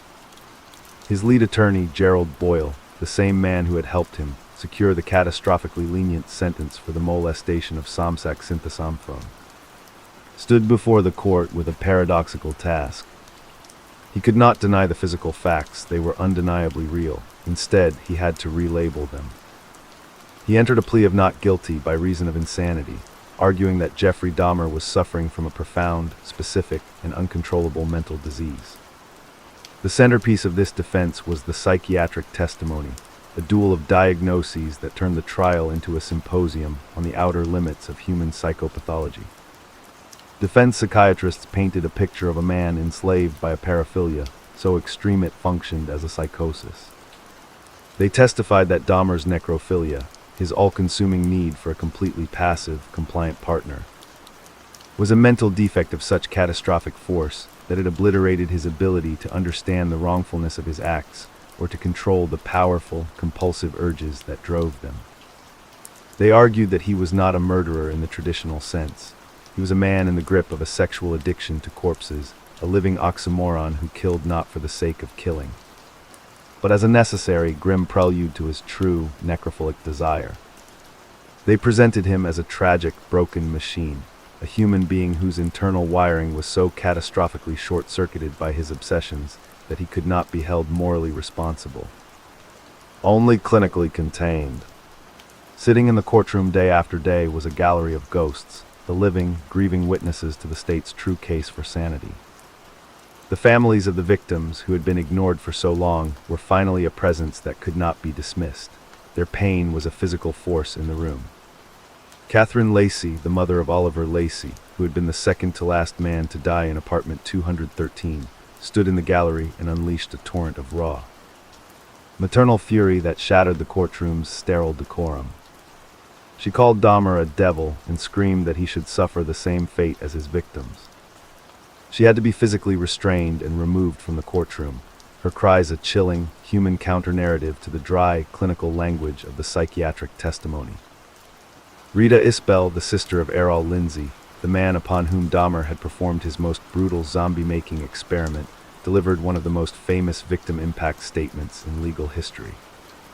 She did not read from a prepared text. She turned her body, trembling with rage, directly towards Dahmer. She called him Satan, a monster she wished was dead. Her voice, cracking with a combination of sorrow and unadulterated hatred, filled the silent courtroom. She lunged at him, held back by bailiffs, her words a cathartic release for the collective grief of every family in the room. Jeffrey Dahmer, handcuffed and shackled, sat motionless, his head bowed, his expression blank. He was not a demon snarling back. He was a human void, and the rawness of her pain simply dissolved into his emptiness. The prosecution's counterargument was a masterclass in legal pragmatism. They did not deny that Dahmer was mentally ill. To deny that would be to deny the reality of the refrigerator full of human hearts. Their argument was more surgical. They maintained that his mental illness did not meet the strict, legal definition of insanity. They called their own psychiatrists, who testified that Dahmer's behavior was a testament to his sanity, not a proof of his madness. They argued that the elaborate, methodical, and highly organized nature of his killing was the signature of a controlled, calculating mind, not a chaotic, psychotic one. He lured his victims with practiced lies. He drilled holes into their skulls to create sex slaves. He dismembered their bodies with the precision of a surgeon. He preserved their skulls as trophies and dissolved their flesh in acid to destroy the evidence. He lied to the police with a calm, sociopathic ease. These, the prosecution thundered, were not the acts of a man who did not know what he was doing. They were the cold, calculated, and perfectly executed crimes of a man who was a master of deception. A predator who had the substantial capacity to conform his conduct to the law, but made a conscious, repeated choice not to. He was not a slave to a disease. He was a devoted servant to his own dark desires, and he had the mental wherewithal to plan, execute, and cover up his crimes for over a decade. After weeks of horrific testimony that laid bare the complete, grisly inventory of apartment 213, the case went to the jury. They were sequestered, a panel of men and women tasked with making a decision that would define the legal boundary between evil and madness. They were not asked to decide if Jeffrey Dahmer was sick. He was, beyond any shadow of a doubt, a profoundly sick man. The question was whether his sickness was of a kind that legally absolved him of responsibility. The jury sat with the evidence, the images, the skulls, and the calm, unwavering voice of the killer on tape. They deliberated for a relatively brief 5 hours, a clear sign that the prosecution's argument had landed with devastating force. They returned to the hushed courtroom. The foreman stood and delivered the verdict. On all 15 counts of first-degree intentional homicide, the jury found Jeffrey Lionel Dahmer legally sane and guilty as charged. The plea of not guilty by reason of insanity was rejected. The law, in its final, definitive word on the matter, declared that Jeffrey Dahmer was not a biological robot programmed by his paraphilias. He was a man who had made a choice 15 separate, horrific times, and he would be held accountable for those choices. The verdict sent a seismic shock through the courtroom. A wave of muffled sobs and sighs of relief swept through the gallery where the victims' families, a congregation of the profoundly wounded, sat together. Justice in the only form the legal system could offer had been dispensed. The monster was not going to a hospital, he was going to a cage. The trial was over, but the proceeding moved to its final, ceremonial act. This was the sentencing phase, the moment where the man at the center of the storm would be given his chance to speak. It was a moment of high, tense expectation. Would he show remorse? Would he blame his demons? Would he offer a final, chilling piece of the puzzle? Jeffrey Dahmer rose from his chair, his body thin and pale in his ill-fitting court suit. He shuffled a few pieces of paper in his hand, a short, prepared statement. He turned towards Judge Lawrence Graham, and in the same flat, Midwestern voice that had described his cannibalistic rituals to detectives, he began to speak. The courtroom held its breath. The beast, having been condemned, was about to break his final silence. The man who rose to his feet in the packed, silent courtroom was a specter of the figure who had once charmed his victims and lied to the police with a disarming smile. Jeffrey Dahmer, dressed in a conservative suit that hung loosely on his thin frame, looked less like a cunning predator and more like a pale, depleted ghost. His face was a blank, exhausted canvas, his eyes staring out from behind his wire-rimmed glasses with the vacant, far-off expression of a man who was already half gone from the world. He held a single, typewritten sheet of paper in his trembling hands. He had not spoken a word outside of his whispered legal counseling since his 60-hour confession, and the air in the courtroom was thick with a suffocating anticipation. This was the final act, the moment the monster was scripted to perform contrition or defiance. What he delivered was a statement so jarringly, disarmingly self-aware that it disoriented everyone who heard it. His voice, when he finally spoke, was the same flat, Midwestern baritone that had calmly described his cannibalistic rituals to detectives. It was a quiet, stammering monotone, completely devoid of the performative emotion of a man begging for mercy. He began by addressing the court, stating that his lawyers had advised him not to speak, but that he felt an overwhelming need to. He then did something that no one, not the prosecution, not the families, not the judge, had expected. He did not offer an excuse. He did not blame his parents, his alcoholism, or his mental illness. With a brutal clinical clarity that was the hallmark of his pathology, he took full and total responsibility. He stated in plain, unadorned language that he knew he was sick, that he had known for a long time, and that he had created a private nightmare world for his victims from which no one escaped. "I know how much harm I have caused," he said, his voice cracking slightly for the first time. "I tried to make a world for myself alone, a world without God, without love, without any final judgment. And I failed. I take full blame for what I did. It was a confession not of a broken mind, but of a broken soul. A statement of metaphysical bankruptcy from a man who had spent a lifetime trying to play God in a tiny apartment on North 25th Street. He then turned his attention to the gallery, where the families of his victims were a silent, seething wall of grief. He said the words, "I'm sorry." The phrase hung in the air, a tiny, brittle life raft in an ocean of pain. He told them he hoped they could find some small measure of peace now that the truth was known. He said he expected no forgiveness, and that he deserved to die for what he had done. This was not the plea of a man trying to escape a prison sentence. It was, by all outward appearances, a moment of profound, unflinching self-indictment. But to the mothers and sisters and brothers in the gallery, the words were a profound insult, a final, insulting act of control. They saw his apology not as a gift, but as a final, selfish absolution, a way for him to feel a sense of closure before the sentence was passed. They did not want his clarity, they wanted him to suffer. The statement concluded, Jeffrey Dahmer sat down. He did not look back at the families. He stared straight ahead, his profile a blank silhouette against the flash of the courtroom cameras, a man who had just laid down the entire monstrous architecture of his being and asked for nothing in return but a death sentence that was not the court's to give. Then came the voice of the law, a voice that was the final, definitive counterpoint to the chaos. Judge Lawrence Graham, a stern, white-haired jurist who had presided over the gruesome spectacle with a stoic, unwavering hand, looked down from the bench. Before he passed the sentence, he addressed the man who stood before him. He spoke not just to Jeffrey Dahmer, but to the historical record, a closing argument in the trial of the century. He systematically dismantled any lingering notion of insanity. He stated that Dahmer was not a man without a conscience. He was a man with a horrifyingly intact mind who had systematically chosen to ignore his conscience. The judge recounted the evidence, the meticulous planning, the lies to the police, the clean, organized, and cataloged nature of the trophies. He spoke of the profound, extended suffering of the victims, particularly those subjected to the zombie-making experiments. Men who had woken up from a drugged state to find a hole drilled in their skull and acid burning their brain. Judge Graham called the crimes odysseys of horror that were unparalleled in the annals of American criminal history. The sentence itself was a formality, a ritual of closure. Wisconsin did not have the death penalty, so the maximum possible punishment was the only option. On the first count of first-degree intentional homicide, the judge sentenced Jeffrey Dahmer to life in prison with no possibility of parole. And then he repeated the sentence, 15 separate times, one for each of the 15 souls he had been found guilty of destroying. He added an additional 150 years to the sentence, a symbolic gesture that ensured the name Jeffrey Dahmer would only leave the custody of the state through the doors of a funeral home. The gavel fell with a definitive, echoing crack.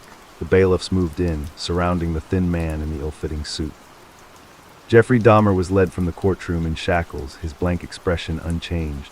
He disappeared through a side door, swallowed by the correctional system. The monster was, at long last, caged. The legal chapter was closed, but for the families, for the city, and for a world that had just stared into a new kind of abyss, the haunting was only just beginning. The question that remained, hanging in the air like the phantom stench of the Oxford apartments, was not if he was guilty, but how a society could have so completely, catastrophically failed to stop him. The nightmare was over, but the long, dark night of reckoning was just beginning to dawn. The steel door of Columbia Correctional Institution in Portage, Wisconsin, slammed shut behind Jeffrey Dahmer with a final, definitive clang that echoed far beyond the prison walls. He was no longer a free man, no longer a phantom predator stalking the dark bars of Milwaukee. He was inmate number 177,252, a number that reduced the architect of an unthinkable human apocalypse to just another unit in the vast, grinding bureaucracy of the American penal system. But the end of the trial was not the end of the story. It was merely a shift in geography. The monster had been moved from a charnel house to a cage, and the world watched with a macabre, unblinking fascination to see what would become of him. The question that burned in the public consciousness was a simple, dark one. Could a man who had consumed human hearts and built a shrine of painted skulls simply vanish into the quiet, orderly routine of prison life? The initial phase of his incarceration was one of extreme protective isolation, a quarantine designed as much for his safety as for the security of the institution. He was a global celebrity of evil, the most famous serial killer in the world, and his face was a target that would guarantee instant, brutal martyrdom in the general population. He was housed in a single, segregated cell, his every movement monitored, his every interaction with a guard a potential threat. His days were spent in a tiny, concrete box, a far cry from the private, self-constructed universe of apartment 213. The walls here were not adorned with painted skulls, but with the bland, institutional notices of prison life. The only sounds were the distant clang of bars and the muffled, hopeless echo of other men in cages. The predator who craved total control was now the most controlled man in the state of Wisconsin. He spent his 23-hour days reading, mostly, and answering the deluge of mail that poured in from all corners of the globe, a bizarre fan mail that included marriage proposals, theological condemnations, and requests for his autograph from the darkest corners of the human psyche. It was within this sterile, isolating cage that a new, unexpected chapter of the Dahmer story began to unfold. A chapter that would challenge the public's understanding of the man even more than his crimes had. It was a chapter of religious conversion. On May 10, 1994, nearly 2 years into his sentence, Jeffrey Dahmer was led from his cell to a small, windowless room within the prison that served as a chapel. There, in a specially guarded and private ceremony, he was fully immersed in a small, portable baptismal pool. A minister from the Churches of Christ, a devout and sincere man named Roy Ratcliffe, who had been visiting Dahmer weekly for months, performed the rite. Jeffrey Lionel Dahmer, the Milwaukee cannibal, the man who had told a courtroom he had created a world without God, bowed his head under the water and was, by the doctrines of his new faith, reborn. He was baptized into Christ in the same building where he was serving his 15 life sentences. The news of his conversion exploded upon the world like a theological bomb. The reaction was a chasm of absolute division. For many of the deeply religious, it was a testament to the infinite, boundary-destroying power of God's grace. If a man like Jeffrey Dahmer could be saved, the logic went, then no one was beyond the reach of redemption. It was a powerful, if profoundly uncomfortable, narrative. Pastor Ratcliffe himself wrote a book, becoming a controversial figure who defended the sincerity of Dahmer's faith, claiming he had never met a more repentant man. He said Dahmer wept during their Bible studies, not for himself, but in a dawning, horrific comprehension of the suffering he had caused. This image of a weeping, Bible-studying Dahmer seeking forgiveness was a direct assault on the public's need for a simple, snarling monster. It was much easier to hate a demon than to grapple with the image of a demon who had found God. For the families of his victims, however, the news of his baptism was a second, deeper violation. To them, it was the ultimate act of selfishness, a cheap, cosmic insurance policy purchased with a few drops of holy water. They did not see a repentant sinner. They saw a master manipulator who had found a new, captive audience for his performance. He had spent his life controlling people, and now, they believed, he was trying to manipulate God himself to escape the fires of damnation. The grace that the minister spoke of felt to them like a monstrous, unforgivable loophole. The man who had drilled holes in their sons' skulls and eaten their hearts had not endured a single moment of the terror he had inflicted. He had a bed, meals, and a chaplain. Now he also had the promise of eternal paradise. The injustice of it, the profound spiritual asymmetry, was a grief too profound for words. The monster had been baptized, but the victims were still dead, and no act of religious theater could ever wash the blood from the floor of apartment 213. As Dahmer settled into the long, repetitive rhythm of his life sentences, the political and bureaucratic machinery of the Wisconsin Department of Corrections was grinding away, making a decision that would prove to be a fatal, institutional error. His segregated protective custody was a logistical and financial drain. He was, by all prison accounts, a model inmate. He was quiet, compliant, and never caused a single disciplinary problem. He was, in the perverse logic of the prison yard, a docile lamb compared to the violently unpredictable gang members who populated the general blocks. The prison officials, under pressure and perhaps succumbing to the same fatal, bureaucratic indifference that had defined his entire case, began to slowly integrate him into less restrictive environments. They began to allow him limited, supervised work duties, a standard practice meant to prepare a lifer for the decades of monotony ahead. He was given a job as a janitor, cleaning the prison gymnasium and bathrooms. He was moved to a less isolated cell block, one where he would have more, though still strictly controlled, contact with other inmates. The man whose face was a symbol of ultimate evil was now wiping down sinks and mopping floors alongside other convicted murderers. It was a recipe for disaster, and the entire tragic history of the Jeffrey Dahmer case was a testament to the fact that the system had a lethal allergy to seeing the obvious, impending catastrophe. The threat was not a secret, it was a screaming, neon sign visible to everyone. In the general population, a death row culture of inverted morality applies. Killing a notorious child killer or a cop killer is a form of currency, a way to build an instant, untouchable reputation. Jeffrey Dahmer was not just a child killer, he was a homosexual, a cannibal, and a necrophile. He was a triple-crown pariah, a man whose very existence was a walking blasphemy to the violent, hypermasculine code of the prison yard. He was, in the hierarchy of the condemned, the lowest form of life. On July 5, 1994, a fellow inmate, a man named Osvaldo Durruti, attempted to slash Dahmer's throat with a razor blade during a chapel service. Dahmer survived with only superficial wounds. The warning was clear, a loud, violent alarm bell that signaled exactly what was going to happen. The prison administration's response was not to place him back in permanent, total isolation. Instead, they simply repaired the security breach and continued his integration into the general population work detail. The bureaucracy had been warned, and it had filed the warning away. This fatal complacency set the stage for the final, violent act of the Dahmer saga. On the morning of November 28, 1994, the day before Thanksgiving, Dahmer was assigned to a work detail with two other inmates, a man named Jesse Anderson and a man named Christopher Scarver. The detail was to clean the bathrooms in a section of the prison gymnasium. The guards, following a new, relaxed protocol that was a monument to systemic failure, left the three men unattended for a period of 20 minutes. It was a window of time that was all the universe needed to deliver its final, brutal verdict.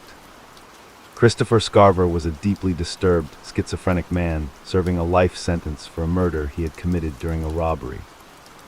He was a large, imposing figure who often claimed to hear voices and was known for his erratic, unpredictable behavior. In the dim, echoing space of the gymnasium bathroom, with the guards absent and the institutional quiet all around them, the voices in Scarver's head, as he would later claim, began to scream about the man mopping the floor next to him. Scarver would later confess that he was not just a killer seeking street credit. He said he was a man on a mission from God, a divine instrument of retribution who had been disgusted by Dahmer's constant, mocking talk about his cannibalism. He described how Dahmer would fashion his prison food into shapes that looked like severed limbs, drizzling ketchup on them to simulate blood, a grotesque juvenile joke he would play to unsettle the other inmates. To Scarver, this was the final, unbearable provocation of a demon who had not repented, but was still reveling in his infamy. Scarver picked up a 20-inch metal bar from a piece of exercise equipment in the bathroom. He walked up behind Jeffrey Dahmer, who was bent over cleaning a sink, completely unaware that his final, unguarded moment had arrived. The first blow of the metal bar crushed into Dahmer's skull, sending him crumpling to the tile floor. Scarver then proceeded to beat him with a sustained, catastrophic fury, the metal bar a blur of lethal, divine vengeance in the sterile fluorescent light. He then turned to the other inmate, Jesse Anderson, and beat him to death as well. When the guards, having heard the muffled, sickening sounds of the assault, finally burst back into the bathroom, they found a tableau of absolute carnage. Jeffrey Dahmer lay in a massive, spreading pool of his own blood, his head so badly crushed that he was unrecognizable. The man who had stalked the night, who had lured 17 men to a private abyss, who had consumed human flesh in a quest for permanent possession, was dead. He was 34 years old. He was killed by the same combination of institutional indifference and sudden, chaotic violence that had defined his entire, catastrophic life.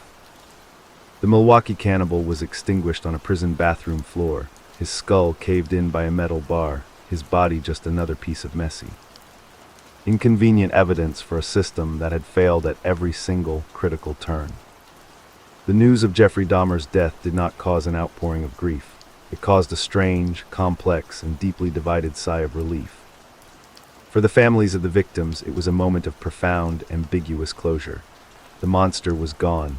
He would never again have a fan, a platform, or a moment of self-pitying religious reflection. The state of Wisconsin would no longer have to spend hundreds of thousands of dollars protecting him.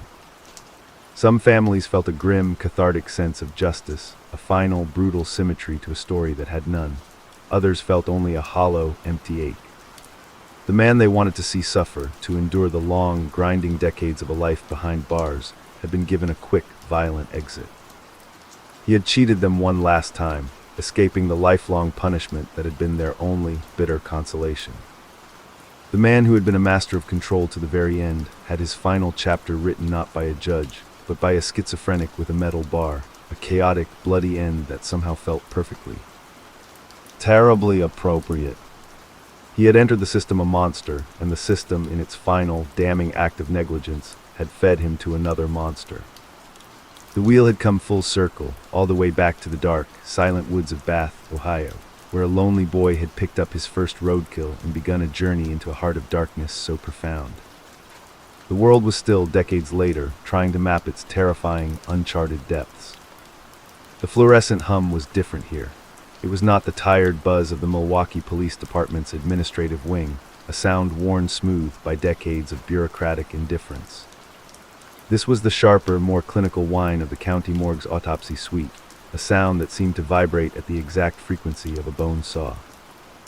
The air here was not thick with stale coffee, but with the pungent, eye-watering sting of formalin, a chemical veil barely masking the deeper, primal perfume of violent death. On the morning of July 23, 1991, this symphony of clinical procedure was the only thing standing between the civilized world and the complete, unfiltered biological truth of what had been happening inside apartment 213. The discovery was no longer a matter of police negligence. It was now a matter of forensic science, a meticulous, grinding task of reassembling 17 shattered lives from a jumble of plastic bags. A barrel of sludge and a freezer full of secrets.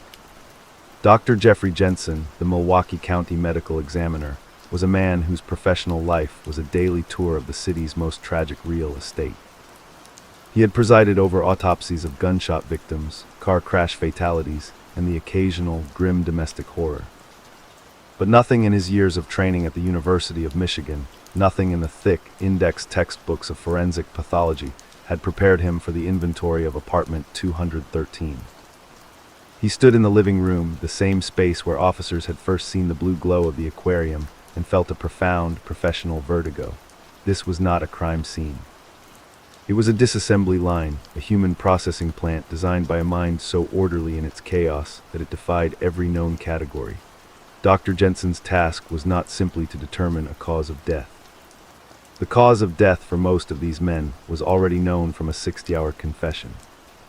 His task was to retroactively prove their existence, to find in the chemical sludge and the frozen flesh the mineral and biological proof that these 17 spectral men had once walked the earth. The heart of the forensic nightmare was the blue barrel.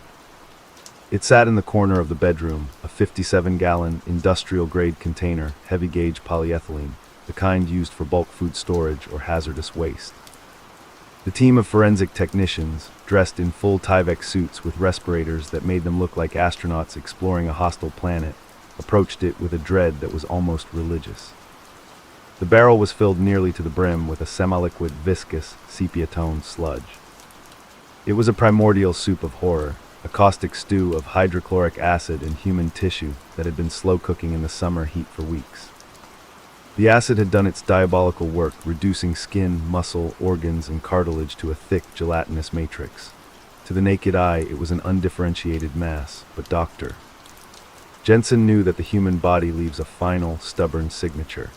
Even the most powerful acid cannot easily dissolve the densest of minerals. The skeleton was a message, and the bones were screaming to be found. The barrel was carefully, painstakingly transported to the morgue, a journey that turned a county vehicle into a hearse carrying the commingled remains of at least 3 human beings. In the sterile, stainless steel environment of the autopsy suite, the process of excavation began. It was a grim, archaeological dig, but instead of a desert, the site was a barrel of chemical death. The liquid was slowly, methodically drained and filtered through fine mesh sieves, a process that took days. The technicians worked in shifts, their gloved hands sifting through the toxic muck, searching for the small, hard truths. and the truths began to emerge. They found bone fragments, hundreds of them, some no larger than a fingernail. The acid had etched and softened them, giving them a porous, chalky texture, but their fundamental architecture remained. The dense, weight-bearing femoral heads, the thick protective plates of the skull, the small, intricate vertebrae of the spinal column. Most heartbreakingly, they found teeth. Teeth are the body's time capsules, the hardest substance in the human organism, their enamel impervious to even the most corrosive of chemical baths. These teeth, some with distinctive fillings and dental work, were the Rosetta Stones that would allow forensic odontologists to compare them against the missing persons' dental records. Finally giving names to the dissolved remains of men like Raymond Smith, David Thomas, and Oliver Lacey. The barrel was not a container of waste. It was a mass grave in liquid form, and the morgue had become a temple of identification, a place where the erased were being painfully, meticulously written back into existence. The freezer was a different kind of horror, one that required no archaeological imagination. It was a simple, white, upright Kenmore appliance, the kind found in 1 million American kitchens. But when Dr. Jensen pulled open its door, a wave of frigid, foul air washed over him, and he was confronted with a larder from a cannibal's cookbook. The freezer's interior was packed with clear plastic bags, the kind used for storing leftovers, each one meticulously wrapped and sealed. On the shelves, next to an ice tray and a forgotten bag of frozen vegetables, were human body parts that had been preserved with the care of a gourmet butcher. There were whole, intact human hearts, their great vessels neatly trimmed. One of them, belonging to Oliver Lacey, was so well preserved it could have been used for a medical school anatomy lesson. There were segments of thigh muscles, the vastus lateralis and biceps femoris, the cuts a man might select for a steak, carefully wrapped and labeled. There were entire human biceps, the rounded, powerful symbol of male physicality that Dahmer had fetishized, now just another piece of meat in a grotesque collection. He had told detectives he consumed the flesh to make his victims a permanent part of him. The freezer was the physical proof of this unthinkable ritual, a cold storage archive of his possessive, digestive love. For the forensic team, cataloging these items was a task of supreme psychological discipline. Each bag had to be photographed, measured, and assigned an evidence number, transforming a human heart into Exhibit 47A, a bureaucratic incantation to ward off the screaming madness of the reality. Beyond the barrel and the freezer, the apartment itself was a three-dimensional catalog of a dissective obsession. The evidence technicians, moving on their hands and knees, combed every square inch of the stained, foul-smelling carpet. They found the tools of the dismemberer's trade, laid out with a neatness that was in itself a form of madness. The bone saw, its blade still bearing a faint, greasy residue of biological material. A set of gleaming, surgical-quality knives. The hand drill, its bit a tiny, specific star of metal, the instrument Dahmer had used to bore into the skulls of his living victims, including a 14-year-old boy named Conrek Synthosamphone, in his quest to create a living zombie. And the sledgehammer, a heavy, brutal instrument of blunt force, stained with a dark patina that could never be fully scrubbed away. On the shelves, next to the painted skulls of his trophy collection, they found a box of Cascade dishwashing detergent, the cheery, consumer packaging a jarring juxtaposition to its grim purpose. Dahmer had used it to clean the skulls, scrubbing away the last organic remnants until the bone was a smooth, inert, paint-ready surface. The Polaroid camera was a piece of evidence that belonged in a museum of psychopathology. Found in the same drawer that Officer Roth had opened, it was not just a tool for recording, it was an integral part of the ritual. The photographs, hundreds of them, were a chronological visual diary of his victim's destruction. Dr. Jensen and his team had to study them, not as voyeurs, but as analysts, correlating the images with the physical remains to establish a timeline of dismemberment. The photographs showed young men, black and brown men, men who were someone's son, someone's brother, posed in ways that were clearly, horrifyingly post-mortem. The images were cold, clinical, and staged with a deliberate eye. They were not the chaotic snapshots of a crime of passion. They were the victory monuments of a collector, a visual proof that these beautiful men, who had once walked and talked and breathed, were now his permanently. In a moment of frozen stillness that no rejection could ever shatter. The forensic analysis of these photographs, cross-referenced with the body parts in the freezer and the bones in the barrel, was the final, devastating corroboration of a 60-hour confession. The science was now speaking, and its voice was an undeniable, bone-deep whisper that laid out the entire, horrible architecture of a serial killer's soul. The man who had been a ghost in the police database was now, in death, the most meticulously documented monster in American history, his every dark deed written not just in confessions, but in the irrefutable language of teeth, bone, and frozen flesh. The forensic excavation of apartment 213 was a process of cataloging the dead. It was a clinical, dispassionate autopsy of a killer's space. But to truly understand the genesis of that space, to trace the pathology back to its first, sputtering spark, one must turn away from the morgue's cold light and look into a different kind of archive. This archive was not filled with bone saws and Polaroids.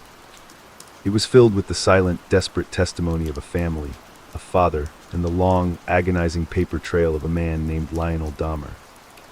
A chemist who spent a lifetime trying to apply the logic of science to a problem that was fundamentally, catastrophically, unscientific, his own son.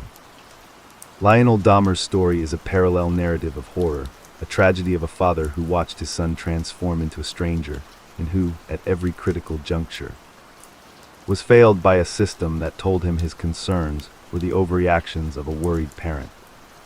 The Dahmer family home in Bath, Ohio, was not a house of overt violence. It was a house of profound, echoing silences. Lionel, a research chemist, was a man of equations, a man who believed that every problem had a solution if you could just break it down into its component parts. His wife, Shiela, was a woman of intense, unpredictable emotions, a hurricane of anxieties and illnesses that Lionel's logical mind could not compute. Their marriage was a slow, corrosive war of attrition, and their firstborn son, Jeffrey, was a silent, awkward child caught in the no-man's land between them. Lionel observed his son's deepening isolation, his strange, furtive hobbies, and his complete withdrawal from the world of other children. He watched Jeffrey collect roadkill, a hobby Lionel initially rationalized as a budding scientific curiosity, a boy's macabre interest in biology. He taught his son how to bleach and preserve animal bones, a father-son chemistry lesson that, in the terrifying retrospect of history, was the foundational training for a future dismemberer. He was, with his own hands and his own knowledge, unknowingly teaching his son the tradecraft of a serial killer. The first explosive failure of the system to hear Lionel Dahmer's silent alarms occurred in the summer of 1978, after the disappearance and murder of Stephen Hicks. Jeffrey, 18 years old, was living alone in the abandoned family home, a ghost in a house his mother had fled. Lionel, now divorced and remarried, would visit his son, and what he saw disturbed him to his core. The house was a sty reeking of alcohol. Jeffrey was a hollowed-out shell, drinking continuously, his eyes vacant. But what truly unnerved Lionel was finding, in a bag in the garage, a collection of what appeared to be animal bones. He confronted his son. Jeffrey, with a stammering, dismissive mumble, said he was just doing some taxidermy. Lionel, his internal alarms blaring, did not accept the explanation. He took the bones, pulverized them with a sledgehammer, and scattered the dust in the woods. He had just destroyed the last physical remains of Stephen Hicks without knowing it. He was a father desperately trying to clean up a mess he sensed was deeply wrong, but his mind, a rational instrument, could not make the catastrophic leap to the truth. He saw a troubled boy with a macabre hobby. He did not see a killer dismantling a body. He wanted to get Jeffrey out of that house, away from the isolation, and into a structured environment. The army, he thought, would be the solution. The equation of his son's broken life could be balanced by military discipline. It was a father's desperate hope, and it was a catastrophic miscalculation. The second and arguably most damning failure of the system to heed a warning occurred a decade later, in 1988, after Jeffrey's arrest for the sexual assault of Somsak Sinthasamphan. This was not a subtle internal alarm. This was a blaring public klaxon. Lionel Dahmer received the news that his son had been arrested for drugging and molesting a 13-year-old boy. The horror that must have washed over him is unimaginable, but what followed was a legal process that systematically gaslit his deepest fears. Jeffrey, from his jail cell, wrote Lionel a series of articulate, manipulative letters. He was not a monster, he wrote. He was a sick man, an alcoholic, a man tormented by his homosexuality in a society that hated him. He was full of remorse. He needed help, not prison. He was the victim of a misunderstanding. Lionel, a father who loved his son and who was desperate to believe the less monstrous explanation, chose to believe the letters. He hired the best attorney, Gerald Boyle. He stood before the court, a character witness for a son he was trying to save. He pleaded for leniency, for treatment, for a second chance. He argued that Jeffrey was not a criminal, but a sick man in need of rehabilitation. The judge, William Gardner, listened to this plea from a respected, professional father and agreed. He sentenced Jeffrey to a work-release program and expunged his record. Lionel Dahmer, in an act of profound, misguided love, had just helped a serial killer erase his past, unwittingly lubricating the gears of the killing machine that would go on to murder 15 more men. The final chapter of Lionel Dahmer's tragic education came after the full, horrifying truth of apartment 213 was revealed. In the aftermath of his son's arrest, Lionel did something that was, in its own way, an act of profound courage. He did not retreat into denial. He wrote a book, A Father's Story, a brutal, unflinching memoir that is less a defense of his son than a public autopsy of his own soul. In its pages, he grapples with the impossible question that haunted him. What is the chemical formula for a monster, and how much of that formula did he himself mix in his son's DNA? He writes of his own dark, internal fantasies of destruction, a pyromaniacal obsession with fire and bombs that he had as a young man. A secret life of the mind that he had buried under a lifetime of scientific rationality. He saw in Jeffrey's compulsions a horrifying, amplified echo of his own, a genetic and psychological inheritance that he had passed down, a dark seed that had found perfect, toxic soil in the silent, isolated landscape of his son's childhood. Lionel Dahmer's book is not an apology. It is a confession of a different kind, a father's acceptance that his lifelong quest for a logical solution had, at every step, been a failure. He had taught his son chemistry, and his son had used it to dissolve human bodies.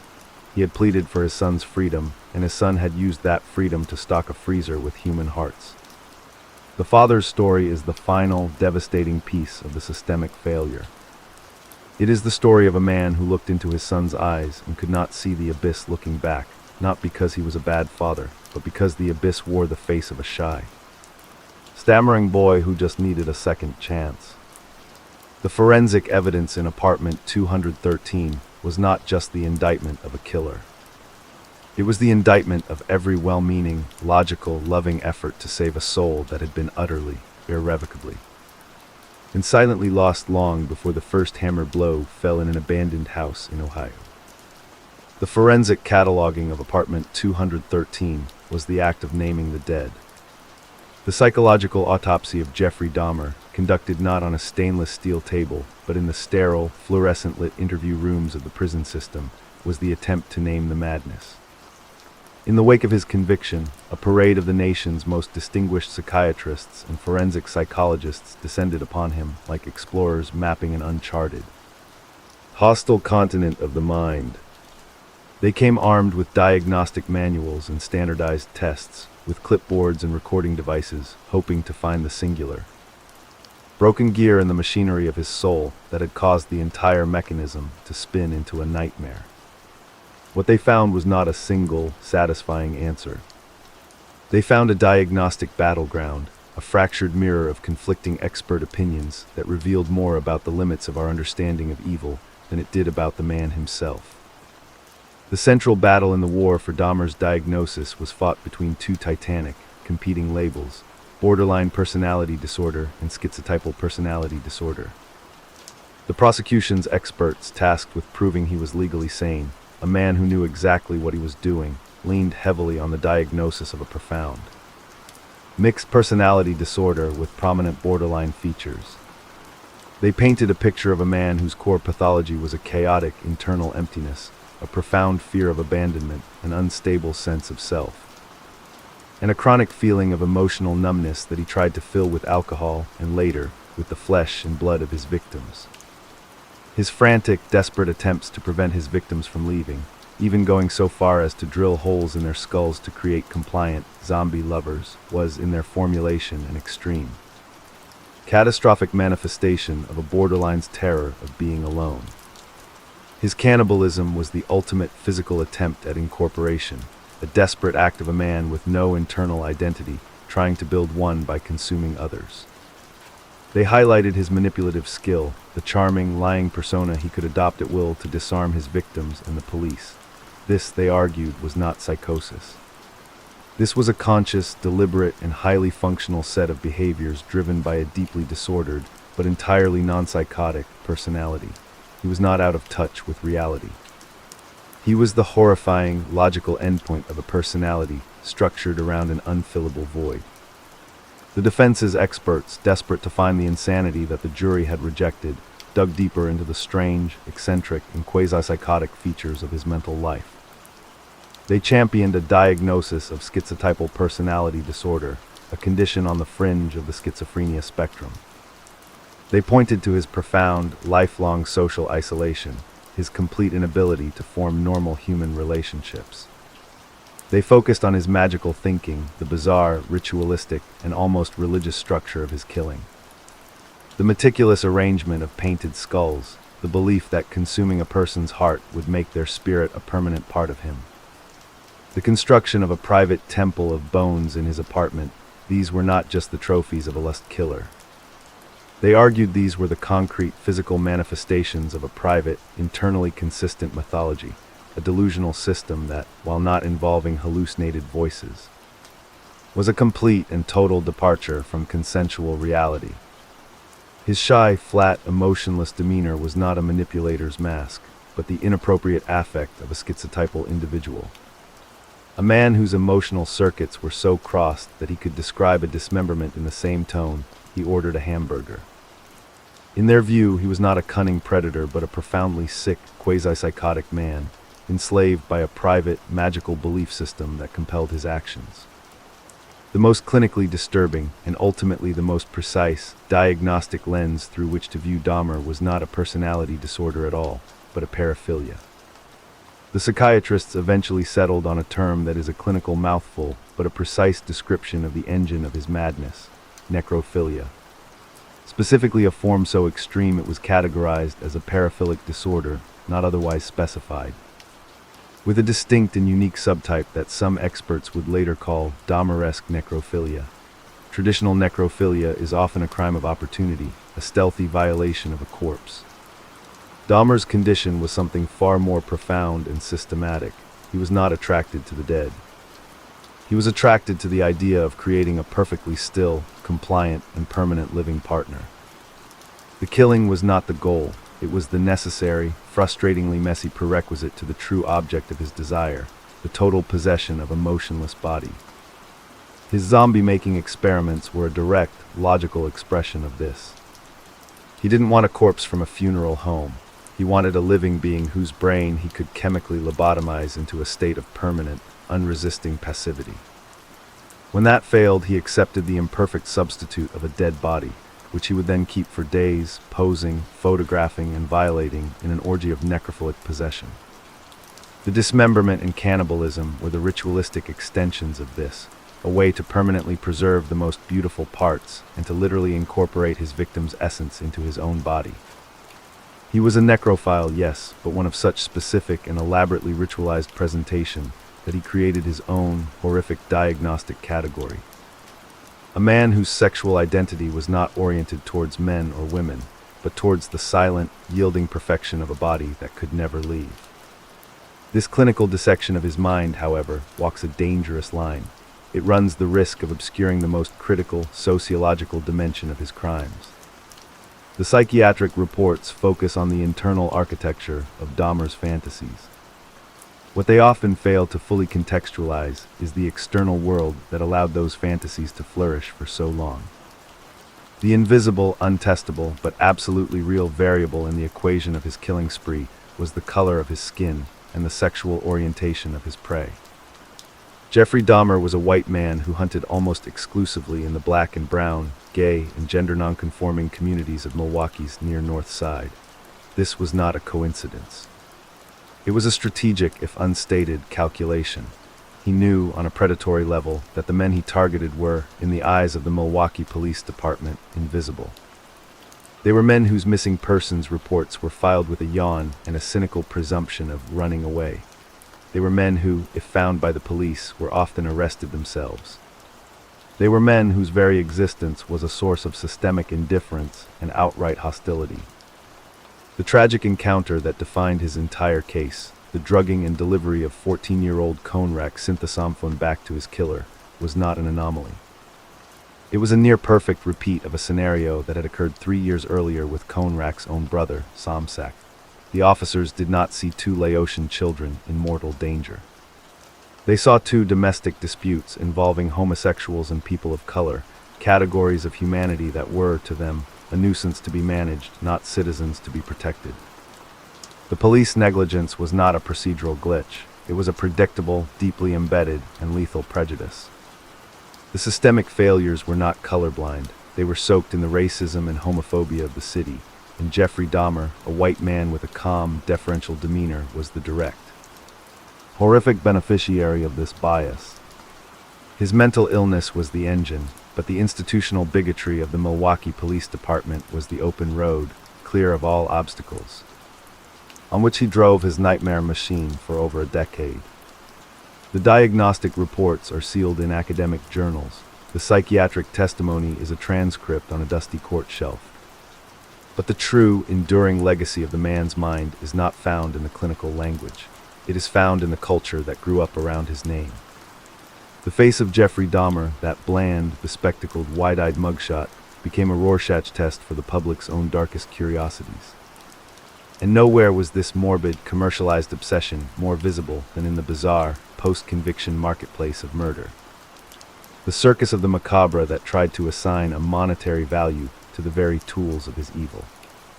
The most grotesque spectacle of this commedia dell'arte of the damned was the legal battle over his estate. After his conviction, the families of his victims, led by the tireless and deeply wounded Rita Isbell, the sister of Errol Lindsay, filed a wrongful death lawsuit. The goal was not financial gain. No amount of money could begin to fill the chasm their sons' murders had left. The goal was control. They wanted to prevent Jeffrey Dahmer, or anyone associated with him, from ever making a single penny from his infamy. They sought legal ownership of his story, his name, and the artifacts of his crimes. The court awarded them a civil judgment of tens of millions of dollars, a symbolic, uncollectible sum that legally affirmed his debt to their grief. But the true battleground was the fate of the physical evidence. A group of Milwaukee businessmen, displaying a level of moral tone-deafness that was staggering, proposed an idea so ghoulish it seemed like satire. They offered to buy the entire inventory of apartment 213, the bone saw, the blue barrel, the drill, even the refrigerator, for a substantial sum. Their plan was to publicly and with great ceremony destroy the entire collection, raze it to dust, in an attempt to symbolically cleanse the city of the horror. The families, through their attorney, were unequivocal. They refused the money and the grotesque spectacle. They petitioned the court for the items to be destroyed, but not for the city's catharsis, and certainly not for profit. They wanted the tools of their loved one's annihilation erased from the earth, quietly, without cameras, a private, legal exorcism. The court agreed. In a secret court-ordered event, the bone saw, the knives, the Polaroid camera, and every other tool of the Milwaukee cannibals' trade were crushed into unrecognizable scrap metal and melted down. Their atoms scattered into a landfill, never to be fetishized, auctioned, or displayed as a dark relic. The families had won one final, definitive victory. They had ensured that the monster's tools would not outlive their son's memory. But the destruction of the physical tools could not stop the relentless, cannibalizing appetite of the culture. The story of Jeffrey Dahmer, a tale of police negligence, systemic racism, and unthinkable human horror, was too potent a product to be left in the hands of the grieving. In the years following his death, the man who had tried to possess his victims was, in a final, ironic twist, posthumously possessed by Hollywood, by true crime authors, and by a public that couldn't look away. His life was dissected in a dozen exploitative, straight-to-video films. His mugshot was printed on T-shirts, a ghoulish fashion statement. His name became a dark punchline in 1,000 stand-up comedy routines. Most controversially, he became a central figure in the burgeoning, profitable, and ethically fraught world of murderabilia, a market where collectors trade in the artwork, letters, and autographs of serial killers. Paintings Jeffrey Dahmer made in prison, crude, childish landscapes, sold for thousands of dollars. His handwritten letters, filled with banal observations on prison food and religious reflection, became hot-ticket items in underground auctions. The families of the victims, who had fought so hard to destroy his tools, were forced to watch, helpless, as the man's very handwriting was converted into a collector's item. His banal thoughts a commodity to be bought and sold. The city of Milwaukee, desperate to scrub the stain from its civic soul, officially condemned and demolished the Oxford Apartments in 1993. The land where the charnel house stood was turned into a vacant, fenced-off lot, a mute, empty space that was a scar on the neighborhood. But the demolition of the physical space could not demolish the legend. The ghost of Jeffrey Dahmer was not bound to a building. It was a free-floating cultural virus, a permanent, dark exhibit in the Museum of American Nightmares, a testament to a monstrousness. The demolition of the Oxford Apartments was a civic exorcism, a pile of rubble and a vacant lot that Milwaukee hoped would bury the memory of the horror. But the horror was not architectural. It was institutional.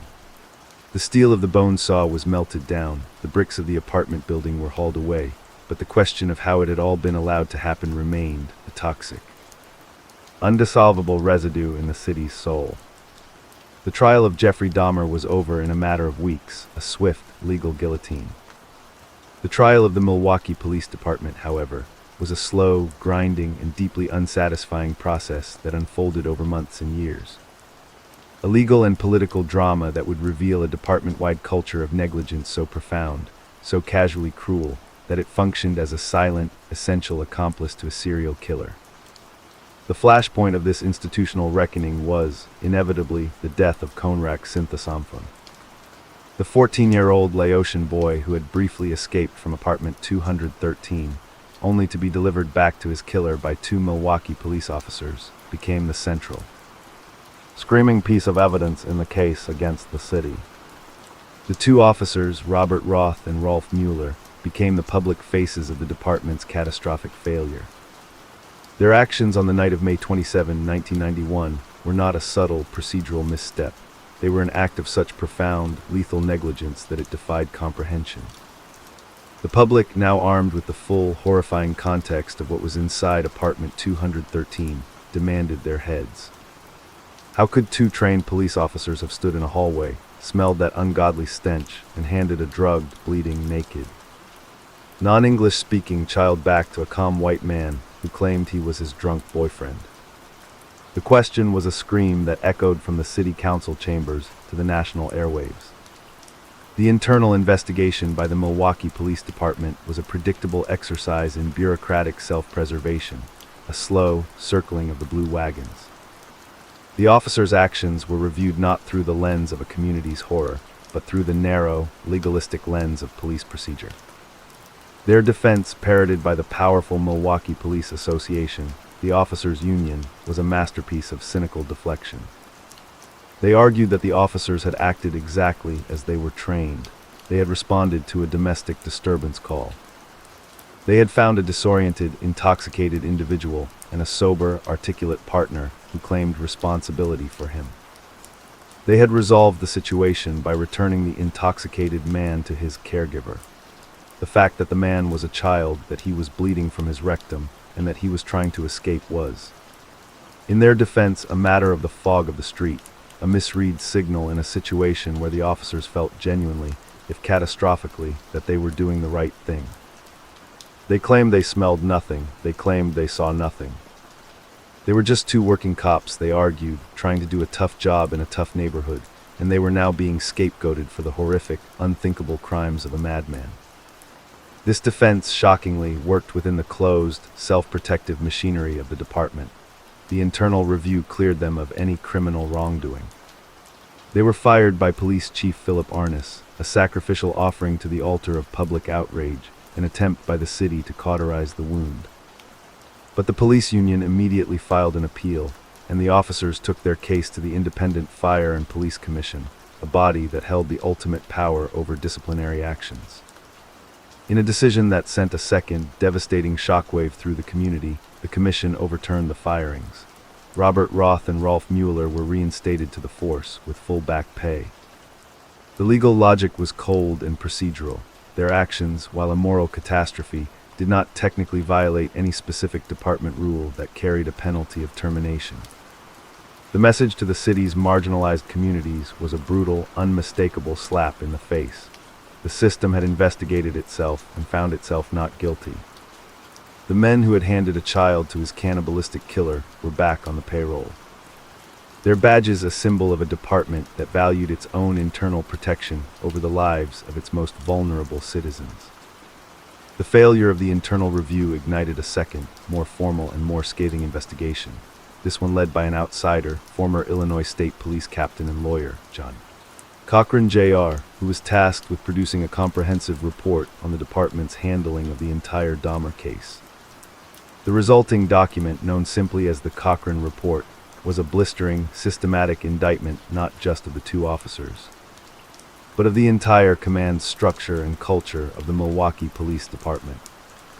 The report laid out in stark, damning detail a pattern of catastrophic negligence that extended far beyond a single night in an alley. It documented the numerous calls from neighbors, particularly black women, reporting a naked, dazed boy in the alley who was clearly not from the neighborhood. These calls were dismissed by dispatchers as nuisances.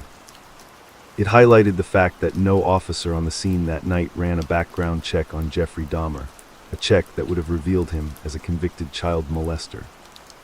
Were it not for the expungement that the report excoriated as a separate, judicial catastrophe. It criticized the officers' willful blindness, their eager, casual acceptance of a predatory white man's story over the nonverbal screams of a terrified Laotian child. The Cochran Report was a Rosetta Stone for institutional indifference, a document that proved the system was not just broken.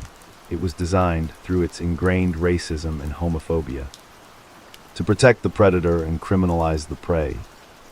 The impact of this systemic failure on the Milwaukee community, and particularly on its LGBTQ+ and communities of color, was a seismic trauma that rippled outward for decades. The bars where Dahmer hunted, the 219 Club, the Phoenix, the Club Baths, were not just places of leisure. They were sanctuaries, some of the few spaces in the city where gay men, particularly gay men of color, could exist openly.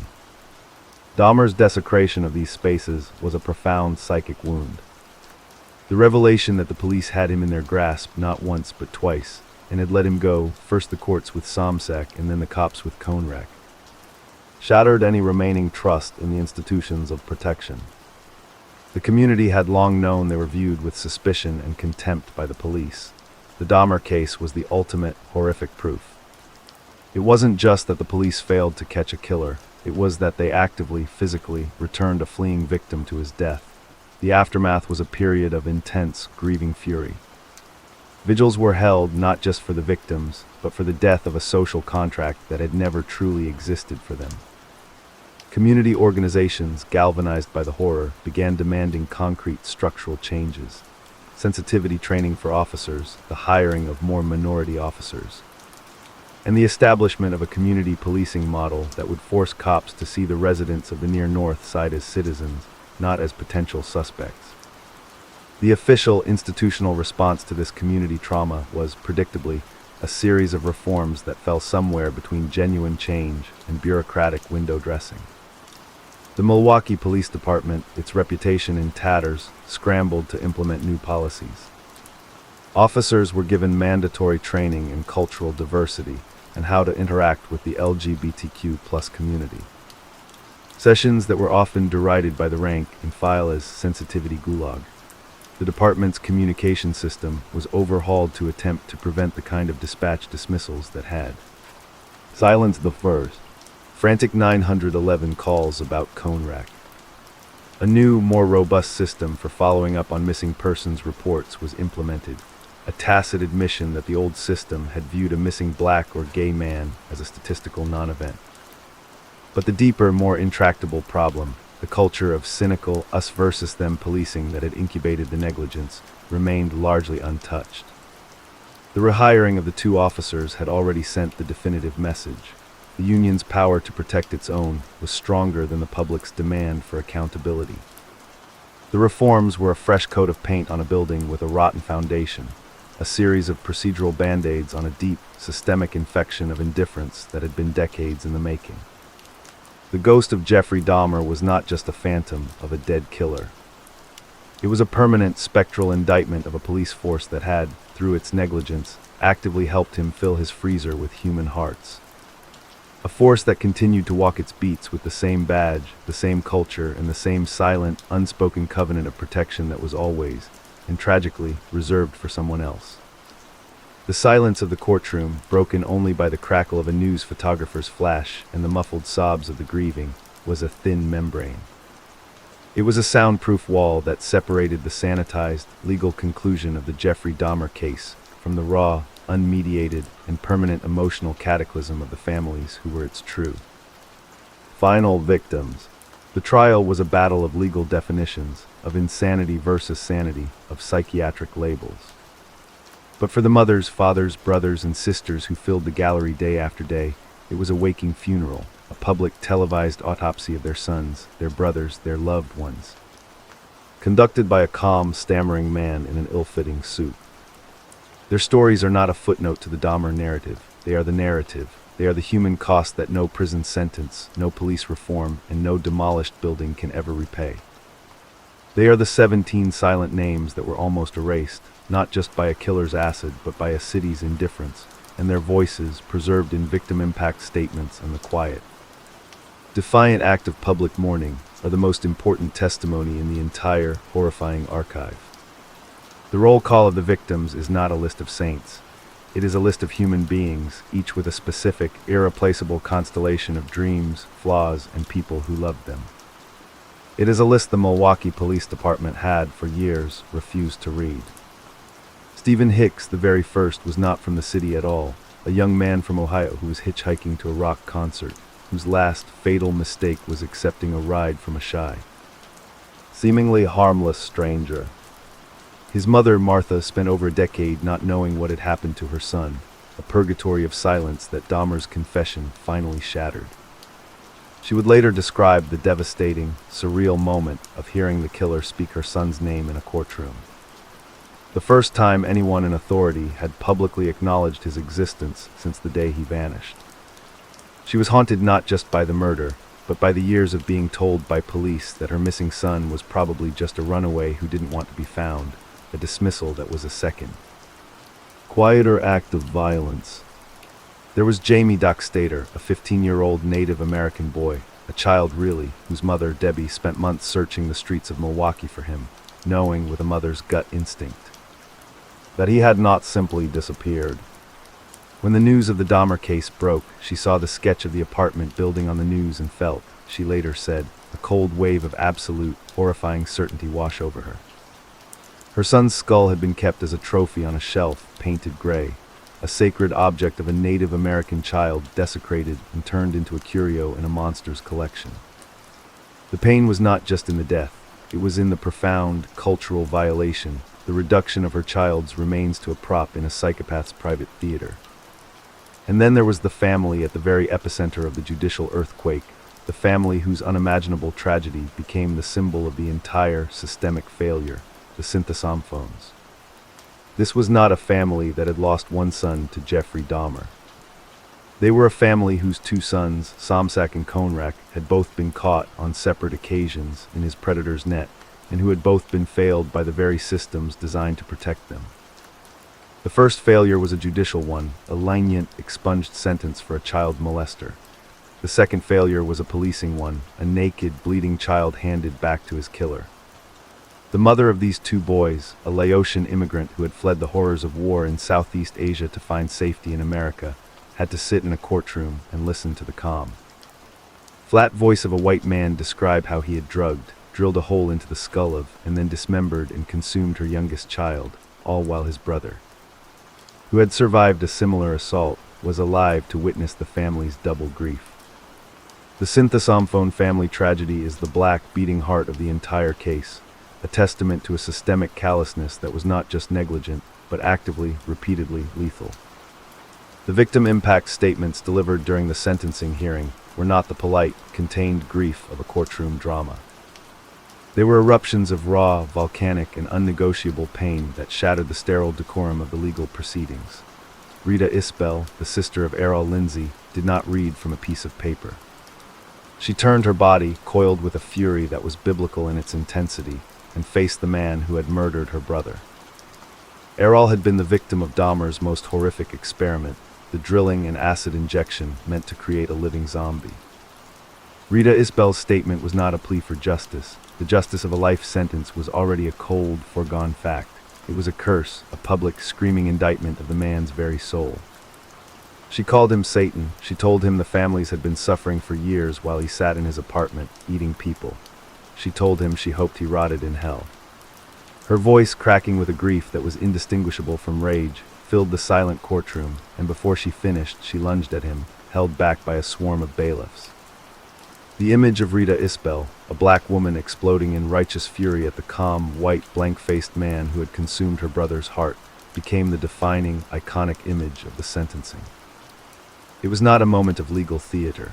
It was a primal scream of a community that had been ignored, violated, and failed, finally, cathartically, breaking through the soundproof wall. Jeffrey Dahmer's response to this torrent of human agony was a void. He sat motionless, his head slightly bowed, his hands cuffed in his lap. His face, that mask of bland, Midwestern nothingness, was utterly still. He did not flinch at the curses. He did not look away from the family members who screamed their pain at him. He was an event horizon of human emotion, a place where the most powerful grief in the world simply fell into a black hole and disappeared without a trace. This lack of affect was, for the families, the final, unbearable insult. His earlier scripted apology, his statement of taking full blame, was revealed as the hollow, sterile performance it was.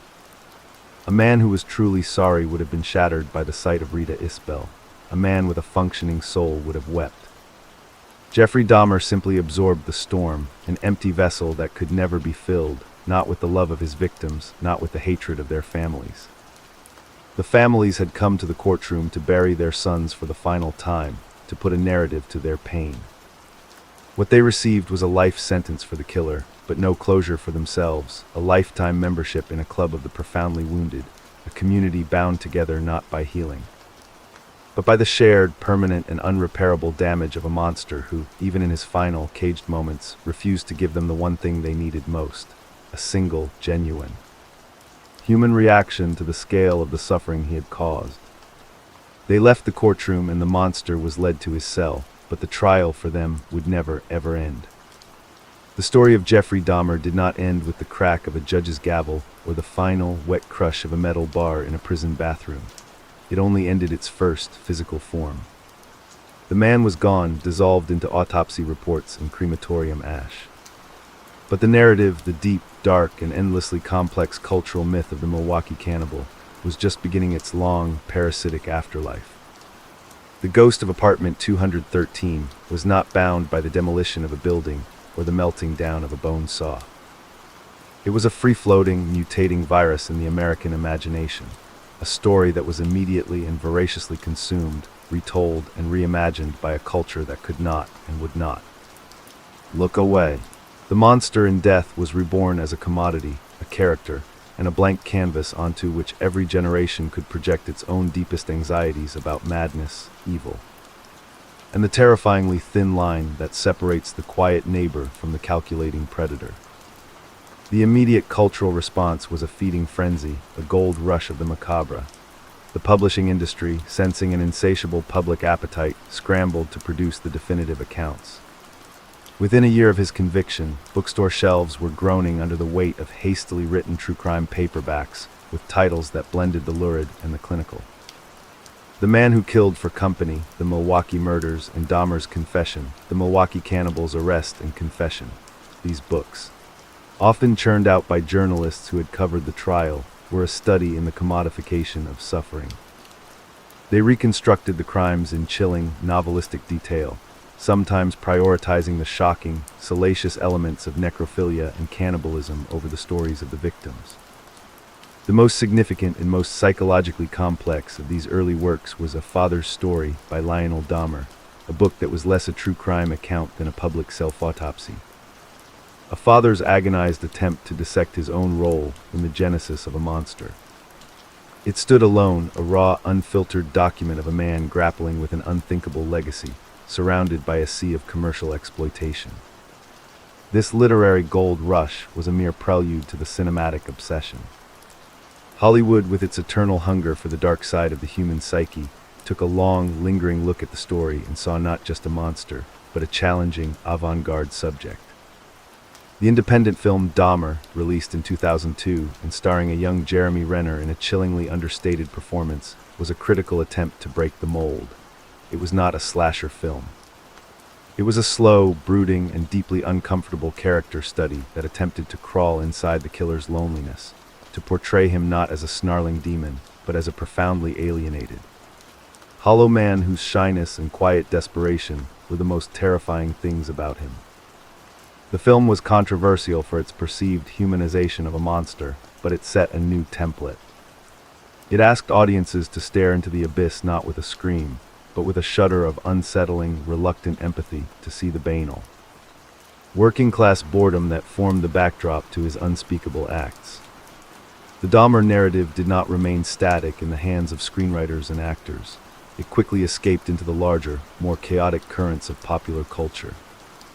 His name became a dark punchline, a shorthand for ultimate human depravity. A character on a sitcom would make a nervous joke about a neighbor's strange habits and reference Dahmer. His story became a grim staple of the burgeoning true crime podcast industry. A cautionary tale dissected by hosts who walked their listeners through the timeline with a mix of morbid curiosity and theatrical horror. The darkest corner of this cultural commodification was the underground market for murderabilia, in the years before his death and even more so after it. The artwork and letters Jeffrey Dahmer produced in prison became hot-ticket items for collectors of the macabre. His simple, childlike pencil drawings of landscapes, his handwritten letters filled with Bible verses and banal observations about the prison food, were auctioned off for thousands of dollars. Websites run by entrepreneurs with a stomach for the truly dark would broker these sales, turning the killer's handwriting into a traded commodity. This market was the final, grotesque insult to the families of the victims. A tangible proof that the man who had consumed their sons was now being consumed by a public that fetishized his every banal thought. His infamy converted into a recurring revenue stream that bypassed the grieving entirely. For 2 decades, this was the primary mode of the Dahmer cultural narrative, a mix of true crime exploitation, art house psychological study, and dark internet subculture. And then in 2022, the story was detonated all over again. The release of Ryan Murphy's Netflix series, Monster, The Jeffrey Dahmer Story, was not just another retelling. It was a cultural atom bomb. The 10-part series, starring Evan Peters in a performance that was both physically uncanny and deeply disturbing, became a global streaming phenomenon, racking up nearly 1 billion viewing hours within its first month. It was the most-watched series on the platform, and its impact was immediate, polarizing, and profoundly ethically complex. The series did something that few of its predecessors had attempted with such a mainstream platform. It consciously and explicitly recentered the narrative away from the killer and onto the victims and the systemic failures that enabled him. Entire episodes were dedicated to the stories of Tony Hughes, a deaf man who had dreams of becoming a model, and the catastrophic negligence of the police in the case of Conrack Synthesamphone. The series was a powerful, slickly produced piece of social commentary, a scathing indictment of the racism and homophobia of the Milwaukee police. And yet, the moment it aired, a firestorm of criticism erupted. The families of the victims, the very people whose stories the series claimed to center, came forward to publicly condemn it. Rita Isbell, whose courtroom outburst was painstakingly reenacted by an actress, wrote a powerful essay stating that she was never contacted by the producers, that her family's trauma had been re-traumatized and turned into entertainment without their consent. She said the show's focus on a sympathetic, humanized portrayal of the killer, despite its attempts at a social justice lens, was a betrayal. The glossy production values, the top-tier acting, the suspenseful score, all of it, they argued, was part of an inescapable machinery of entertainment that profits from human agony. The series, they said, did not just tell their story. It stole it, polished it, and sold it for a monthly subscription fee. The Netflix series became the ultimate Rorschach test for the ethics of the true crime genre. Was it a necessary, empathy-building exposé of systemic injustice, forcing a new generation to confront the failures of the past? Or was it simply the most expensive, highest production value piece of murderabilia ever created? A 10-hour immersion in a nightmare that provided premium content for the streaming giant while picking at the open wounds of real, living people who were offered no control, no consultation, and not a single dollar of the profit. The controversy of the Netflix series distilled a truth that the Jeffrey Dahmer case has come to represent. The man in death became a dark mirror. To stare at his bland, bespectacled face is not just to see a monster. It is to see the terrifying ordinariness of evil, the ease with which a predator can weaponize a society's indifference. His legacy is a three-headed hydra. The first head is the enduring, unhealed trauma of the families, a permanent membership in a club of the profoundly wounded who have had to watch their loved ones' killer become a Halloween costume. A punchline and a recurring character in a streaming service's quarterly earnings report. The second head is the institutional shame of Milwaukee, a city forever branded by a crime scene and a police failure that has become a textbook case of how systemic racism and homophobia can actively, lethally, abet a murderer. And the third head, the one that continues to hypnotize the global audience, is the bottomless, unanswerable question of his mind. We have the 60-hour confession, the psychiatric reports, the brain scans, and the forensic catalogs of his crimes. We know in granular molecular detail what he did, but the why remains a void. The quiet, stammering voice on the confession tape is a siren's call, a black hole of motivation that continues to pull in the collective imagination. We watch the documentaries and the dramatizations not to find an answer, but to endlessly, obsessively, circle the perimeter of an unfillable absence, a silence at the center of a soul that was, in its own horrifying and perfectly documented way, a testament to the fact that sometimes the most terrifying monster is the one who looks you in the eye, speaks in a gentle, Midwestern baritone, and tells you with absolute clinical clarity that he simply wanted to make you a permanent part of him, and that your heart, with a little bit of meat tenderizer, tasted just like filet mignon. The fluorescent hum of the prison autopsy suite was a sound that Jeffrey Dahmer, in his final moments, would never hear. It was a colder, more sterile buzz than the one that had hummed in the Milwaukee Police Department on the night they handed him a child. This was the sound of the final, irreversible procedure, the state's last, clinical word on a being who had defied all clinical understanding. On the morning of November 28, 1994, the body of inmate number 177,252 lay on a stainless steel table under the unforgiving glare of surgical lights. He was 34 years old. The massive, catastrophic blunt force trauma to his head, delivered by a fellow inmate's metal bar, had rendered his face a pulp the bland. The spectacled mask of the predator, now a ruin of fractured bone. The forensic pathologist, a man whose daily work was a tour of the state's most violent exits, approached this autopsy with a strange, historic weight. He was not just dissecting a dead prisoner. He was performing the final, physical chapter on a case file that would be studied for a century. The procedure was, like all autopsies, a meticulous violation, a systematic reduction of a human being to a catalog of organs and weights. The pathologist dictated his findings into a hanging microphone, his voice a calm, professional monotone that belied the profound, symbolic gravity of the act. The body is that of a well-developed, well-nourished, adult white male, he began, the standard opening line of 1,000 reports. A phrase that connected this uniquely monstrous specimen to the vast, banal river of human mortality. The Y-shaped incision was made, the classic cut that opens the body's central cavities. The ribs were retracted with a mechanical crack, and the organ platter was revealed. The pathologist removed the heart. This was the heart that had beaten in the chest of a man who had consumed the hearts of his victims. A muscle that had pumped blood through a body that had performed acts of unthinkable intimacy with the dead.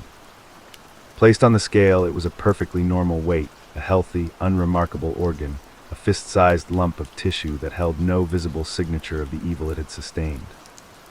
The brain, the organ that had housed the labyrinth of necrophilic fantasy and the cold, methodical intelligence of a predator, was removed and placed in a jar of formalin. It was to be preserved not for sentiment but for science. The Wisconsin State Crime Lab had requested it, a final specimen for a study that hoped to find some biological, structural key to his madness in the folds of his gray matter. A quest that would yield, like all attempts to find the source of his evil, no definitive answers, only more data.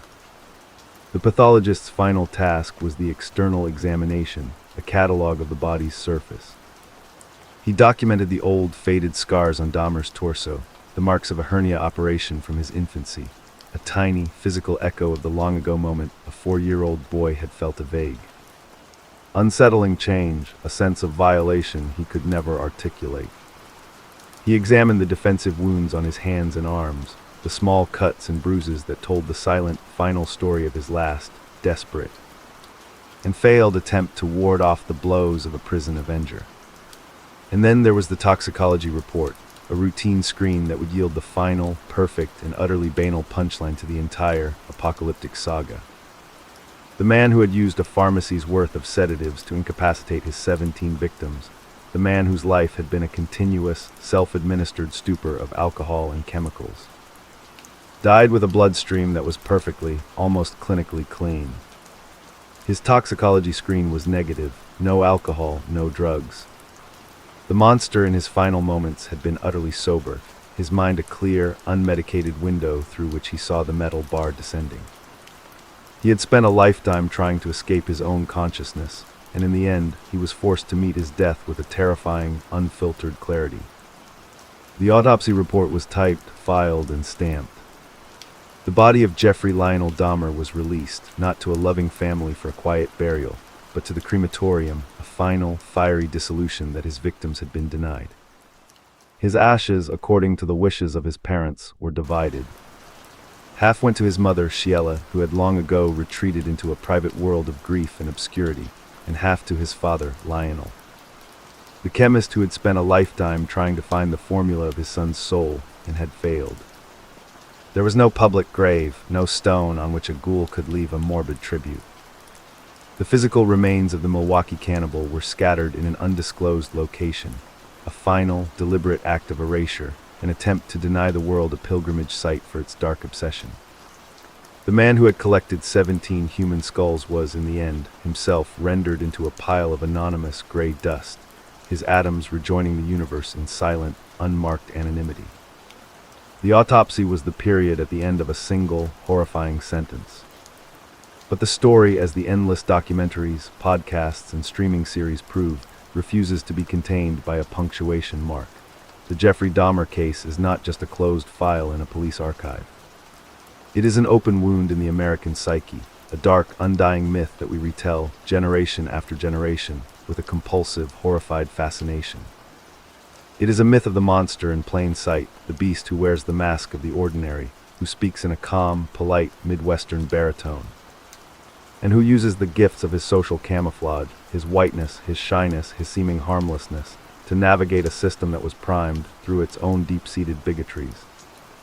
To see him as the victim and his prey as the problem.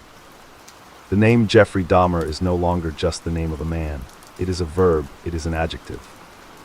It is a permanent, dark exhibit in the Museum of American Nightmares, a cautionary tale whose final, chilling lesson is not that monsters exist, but that the most terrifying monsters are the ones we cannot see, even as they are inviting us in for a drink, their hands steady, their smile disarming the faint. Chemical smell of their dissolving secrets barely masked by the cheap, clean scent of the same brand of dish soap we use in our own, normal, safe, and infinitely fragile homes. The fluorescent hum of the autopsy suite had faded into silence. The body of Jeffrey Lionel Dahmer was ash, scattered in an undisclosed location, his atoms rejoining the universe in silent, unmarked anonymity. The bone saw was crushed into scrap metal and melted down. The Oxford apartments were a vacant, fenced-off lot, a mute, empty scar on the face of a city desperate to forget. The legal case was closed, the 15 life sentences rendered moot by a metal bar in a prison bathroom. But the story, the dark, undying myth of the Milwaukee cannibal, refused to be contained by a crematorium's fire or a judge's final gavel. It escaped, as such stories always do, into the cultural bloodstream, mutating and evolving with each retelling, becoming a permanent, spectral presence in the American imagination. A ghost that haunts not a building, but a question. The question was no longer about what Jeffrey Dahmer had done. The 60-hour confession, the Polaroid photographs, the freezer full of human hearts, the barrel of chemical sludge, had answered that question in granular, irrefutable, and nauseating detail. The question that remained, the question that would fuel 1,000 documentaries, a dozen Hollywood films, and 1 billion hours of streamed content, was a single, desperate, and ultimately unanswerable word: why? The quest to answer this question began, as all modern quests for understanding the human mind do, in the gleaming, sterile laboratories of neuroscience. The brain of Jeffrey Dahmer, that 3-pound universe of folded gray matter that had housed the labyrinth of necrophilic fantasy, was not cremated with the rest of his body. It was preserved, floating in a jar of formalin, a specimen of extreme psychopathology that researchers at the Wisconsin State Crime Lab hoped would yield some tangible biological key to his madness. The families of his victims, upon learning of this plan, were outraged. They had fought to have every tool of his evil destroyed, erased from the earth. The idea that his brain, the very organ that had conceived of drilling holes into the skulls of living children, would be kept as a scientific curio was a final, unbearable insult. Rita Isbell, the sister of Errol Lindsay, whose courtroom outburst had become the defining image of the sentencing, was vocal in her disgust. She demanded the brain be destroyed, not studied, arguing that any knowledge gained from its dissection would be a desecration of her brother's memory. A legal battle ensued, a macabre and unprecedented dispute over the ownership of a serial killer's brain. The court, caught between the family's demand for symbolic erasure and the scientific community's plea for a rare research opportunity, eventually ordered the brain to be cremated. In 1995, the jar was removed from the lab, its contents reduced to ash, the last physical remnant of the monster's mind erased from the world.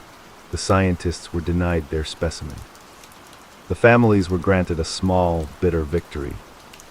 But the question of what exactly had been inside that brain, what biological or structural abnormality might have predisposed a human being to such horrors, remained an open, haunting mystery. A void that science would now have to fill without the physical evidence. This void was the perfect breeding ground for a new kind of expert, a new kind of diagnostic language. In the years following Dahmer's death, the field of forensic psychiatry, propelled by the notoriety of the case, began to refine its understanding of what was then a poorly understood and deeply controversial diagnosis: necrophilic psychopathy. Dahmer did not fit neatly into the existing boxes. He was not a classic, organized lust murderer like Ted Bundy, whose crimes were driven by a sadistic, sexualized rage. He was not a disorganized, psychotic visionary like Richard Chase, who was driven by delusional beliefs about his own blood turning to powder. Dahmer was something new, a hybrid creature that challenged the very categories. His primary driving force was necrophilia, a paraphilia that was, in itself, poorly understood. But his necrophilia was not the opportunistic violation of a corpse in a morgue. It was a profoundly romanticized, almost spiritualized obsession with creating a perfectly passive, compliant, and permanent partner. The killing was not the goal. It was the frustratingly messy prerequisite to the true object of his desire. This core necrophilic drive was fused with a set of psychopathic traits: his ability to charm, to lie, to manipulate the police with a calm, sociopathic ease. But he also displayed features that were inconsistent with a pure psychopath. He was not grandiose. He was a deeply isolated, profoundly lonely, and emotionally empty shell of a man who craved connection with a desperation that was almost childlike. His cannibalism was not an act of sadistic domination. It was an act of incorporation, a desire to make his victims a permanent part of his own body. a ritual of possessive love that was more akin to a deranged form of communion than to an act of violence. This new composite diagnosis, the concept of the necrophilic psychopath, began to influence the way law enforcement, particularly the FBI's Behavioral Analysis Unit, trained their agents to look for similar offenders. The Dahmer case became a staple of the curriculum at Quantico, a textbook example of the lethal consequences of failing to recognize a predator who hides behind a mask of harmless, even pathetic normalcy. The agents in training were taught to dissect his methodology, not just the forensics of his dismemberment, but the social psychology of his hunting. They were taught to see how he weaponized his whiteness and his shyness, how he exploited the systemic indifference of a police force that viewed his victims as unworthy of protection. They were taught to listen with new, attuned ears to the complaints of neighbors about strange smells and late-night power saws, to the missing persons reports filed by the families of marginalized men, reports that were so often dismissed as runaways. The ghost of Jeffrey Dahmer, the undissected brain, became a silent instructor in the halls of the FBI. A spectral cautionary tale that taught a new generation of profilers that the most dangerous monster is not the one who snarls in the shadows, but the one who offers you a beer, speaks in a quiet, Midwestern baritone, and whose mask of sanity is so perfectly constructed that it is indistinguishable from the face of your own harmless neighbor. This ghost, this unbodied instructor, did not remain confined to the classified training rooms of the FBI. He escaped, as he was always destined to do, into the wider world of public fascination, and the medium of his resurrection was the internet. The late 1990s and early 2000s saw the birth of a new digital subculture, a sprawling, unregulated, and deeply disturbing online community of true crime obsessives, amateur sleuths, and, at its darkest fringes, a fandom of the macabre that coalesced around the figure of the serial killer. Jeffrey Dahmer, with his clean-cut good looks and his unprecedented catalog of horrors, became a central icon of this digital underworld. On forums like Reddit, in the shadowed corners of Tumblr, and on dedicated true crime blogs, his case was dissected endlessly. His psychology debated with an amateur fervor that often blurred the line between analysis and glorification. A deeply unsettling genre of fan edits emerged, YouTube compilations set to melancholic pop music that portrayed Dahmer not as a predator, but as a tragic, lonely, and misunderstood figure. A romantic antihero whose crimes were a desperate, twisted cry for love. This digital phenomenon, which came to be known as the Dahmer fandom, was a source of profound, re-traumatizing pain for the families of the victims. They had fought to destroy his tools, his brain, even his ashes, and now they were forced to watch, helpless, as his face was edited into 1,000 fan videos. His mugshot a pin-up on the digital wall of a generation that had turned him into a dark, brooding, and perversely romanticized celebrity. The internet, the great democratizer of information, had also become the great democratizer of morbid obsession, and the ghost of Jeffrey Dahmer had found a new, permanent, and infinitely replicable home in its silicon circuits.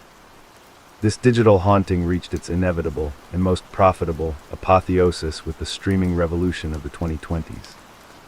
The true crime genre, once a niche corner of publishing and cable television, had become a global, multi-billion-dollar industry, a voracious content machine that was perpetually hungry for the next most shocking story. And there was no story more shocking, more psychologically complex, and more guaranteed to attract a massive audience than the story of Jeffrey Dahmer. The release of Netflix's Monster, the Jeffrey Dahmer story, in 2022 was not just a television event, it was a cultural detonation. A moment that reignited every dormant debate about the ethics of the true crime genre. The series was a slick, masterfully acted, and narratively ambitious 10-hour immersion in the nightmare. It was praised for its explicit and unflinching focus on the victims, dedicating entire episodes to the stories of Tony Hughes and the systemic failure surrounding Conrack Synthesamphone. It was a powerful, albeit heavily fictionalized, indictment of the racism and homophobia that had allowed the killings to continue. And yet the families of the victims, the very people the series claimed to center, spoke out in a chorus of pain and condemnation. They had not been consulted. Their trauma had been mined, polished, and sold as premium streaming content, their loved ones' final, horrific moments reenacted by actors for the entertainment of a global audience. The series, they argued, was not an act of justice. It was a multi-million-dollar episode of murderabilia, the most expensive and glossy piece of killer memorabilia ever produced. The show's creator, Ryan Murphy, responded to the criticism by claiming the series was made for the victims, a statement that was met with cold, bitter disbelief by the families. They did not want his series, they wanted their sons back. The Netflix controversy was the final, logical endpoint of the Dahmer cultural narrative, a moment that crystallized the impossible. Parasitic relationship between the public's insatiable hunger for true crime content and the living, breathing, and still grieving people whose lives had been destroyed by the subject of that content. The ghost was now the star of a streaming blockbuster, and his victims were, once again, the silent, supporting cast in the story of his infamy. The story of the victims is the story that must, in the end, be told. It is the story that the media circus, the psychiatric battles, the police investigations, and the endless, obsessive dissection of the killer's mind so often obscures. They were not just a roll call of the dead, a list of names read aloud in a courtroom. They were 17 human beings, each with a specific, irreplaceable constellation of dreams, flaws, and people who loved them. They were men who were failed not once but twice. First, by a killer who saw them as objects to be possessed, consumed, and discarded. And second, by a city whose institutions, through a lethal combination of racism, homophobia, and bureaucratic indifference, treated their disappearances as statistical non-events. Their lives as less worthy of protection. To remember them only as the victims of Jeffrey Dahmer is to continue the very erasure that defined their tragic ends. They must be remembered as they were, as individuals with names, faces, and stories that did not begin and end in apartment 213.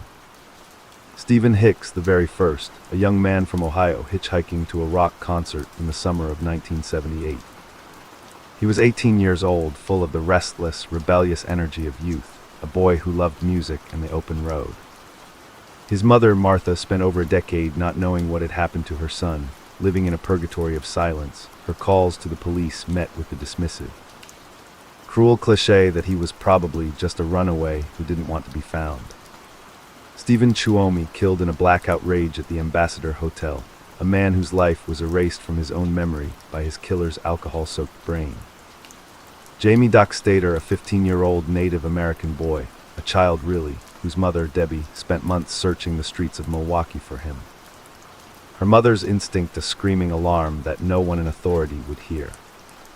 Richard Guerrero, a quiet, drifting soul, his disappearance just another file in a drawer. Raymond Smith, also known as Ricky Beeks, a man who became a painted skull on a shelf, a trophy in a collection that was part of a deranged ritual of incorporation. Edward Warren, David Thomas, Curtis Straughter, Ernest Miller, these were men whose entire bodies were reduced to chemical sludge in a blue barrel. Their very atoms dissolved by a monster who sought to possess them so completely that he erased their physical existence from the earth. Errol Lindsay, the young man subjected to Dahmer's most horrific experiment, the drilling of a hole into his skull and the injection of acid into his brain.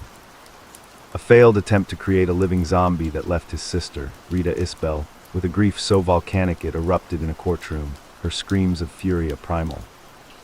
Unforgettable testament to a love that his killer could never understand. Tony Hughes, a deaf man with dreams of becoming a model, a man who communicated with the world through a language of hands and smiles, whose body was kept by Dahmer for 3 days. An object of necrophilic obsession that was the purest, darkest expression of the killer's desire for a silent, completely compliant partner. Matt Turner, Jeremiah Weinberger, Oliver Lacey, the final victims, men who walked into the trap in the summer of 1991, their lives extinguished in a charnel house that was operating at maximum. Horrific capacity.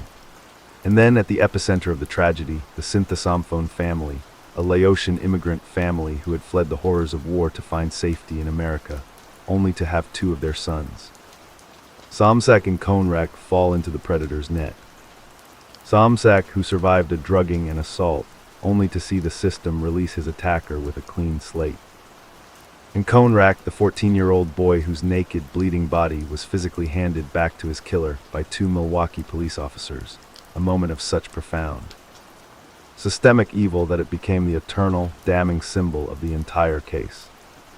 These were the 17 men. They were sons, brothers, and friends. They were not a monolith. They were not statistics. They were the reason the story matters, and their names, spoken aloud, are the only true and necessary counterspell to the dark, consuming legend of the monster who tried, and in the end, failed to make their memory disappear. The memorial to the victims of Jeffrey Dahmer does not exist in a single physical location. It is not a grand marble monument in a city park. The city of Milwaukee, in its desperate, decades-long attempt to scrub the stain from its civic soul, demolished the Oxford Apartments in 1993, erasing the physical site of the horror. The land where the charnel house stood became a vacant, fenced-off lot, a mute, empty space that was a scar on the neighborhood, a negative space that spoke more loudly than any statue. For years, it was a pilgrimage site for the morbidly curious, a place where true crime tourists would park their cars and take selfies, a final, ghoulish act of desecration that infuriated the community. The families of the victims and the residents of the near North Side who had lived through the nightmare demanded more. They did not want a vacant lot that served as a dark tourist attraction. They wanted a space of healing, a place that would honor the victims, not the location of their murders. This demand, born from years of grief and community activism, eventually took root. In the years following the demolition, a coalition of family members, community leaders, and local politicians began the slow, difficult work of planning a permanent memorial. The vision was not for a dark, somber monument to a killer. The vision was a space of light, a garden of remembrance dedicated to the 17 men whose lives had been stolen. The project was fraught with the complex, painful politics of public memory. There were debates about whether the memorial should even be in Milwaukee, a city whose institutions had so catastrophically failed the victims. There were debates about whether the killer's name should be mentioned at all, or whether the memorial should exist in a deliberate, defiant silence. A space where his infamy was refused even a single, etched letter. The families, a group of people bound together by the most horrific of shared experiences, were not a monolith. Some wanted a space for quiet, private contemplation. Others wanted a space that was explicitly educational. A place that would tell the story of the police negligence and the systemic racism so that future generations would understand what had been allowed to happen.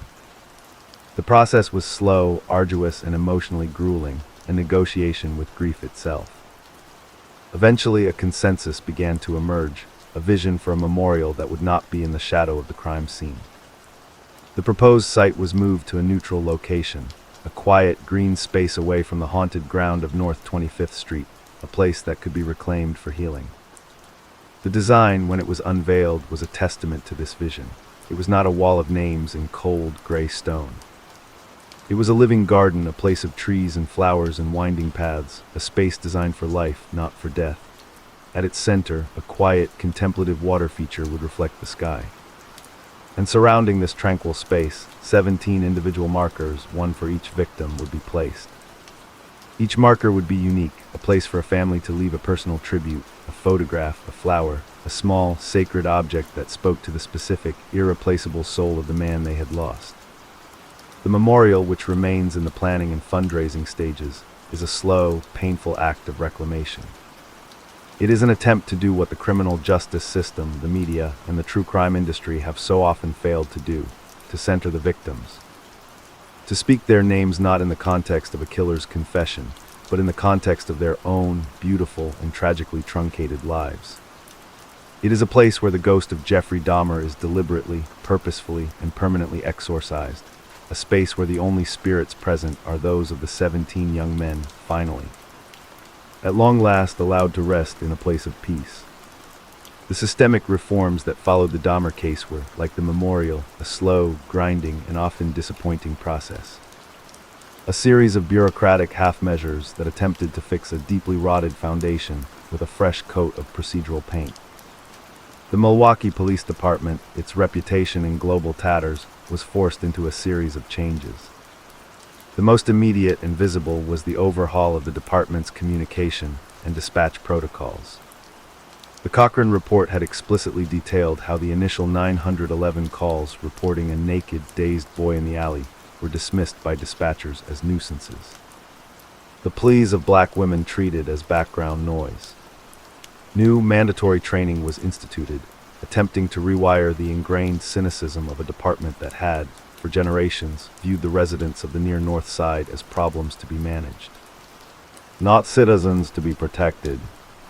A new, more robust system for following up on missing persons reports was implemented, a direct, tacit admission that the old system had viewed a missing black or gay man as a non-event. The state of Wisconsin, also stung by the revelation of the judicial catastrophe that had expunged Dahmer's 1988 child molestation conviction, reviewed its laws on record expungement, seeking to close the loophole that had allowed a documented sexual predator to be erased from the very databases designed to track him.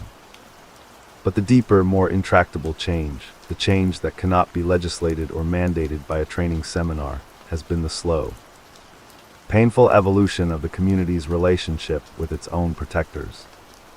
The Dahmer case was a seismic, trust-shattering event for the LGBTQ+ community of Milwaukee and for its communities of color.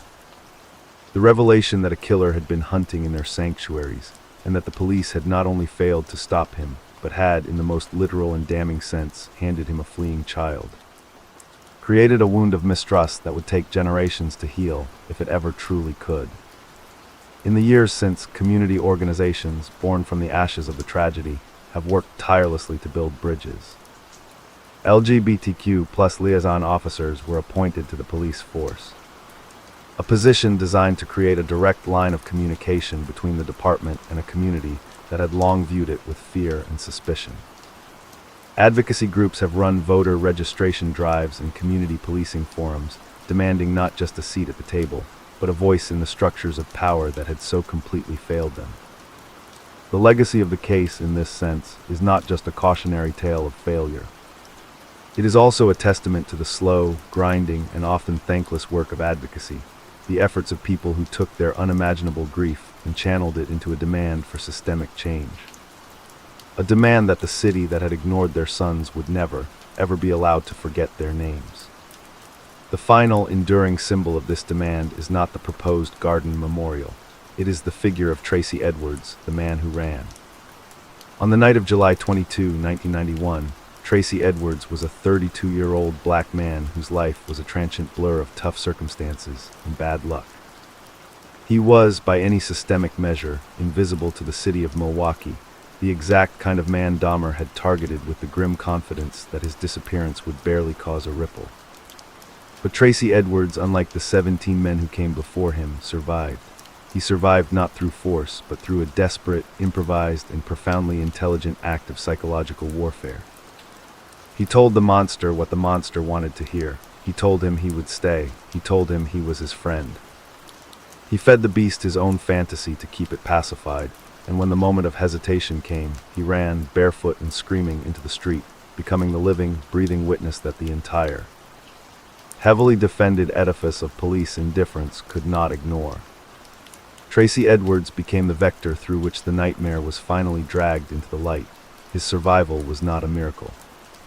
It was an act of profound, desperate courage, a refusal to become another silent, dissolved body in a blue barrel.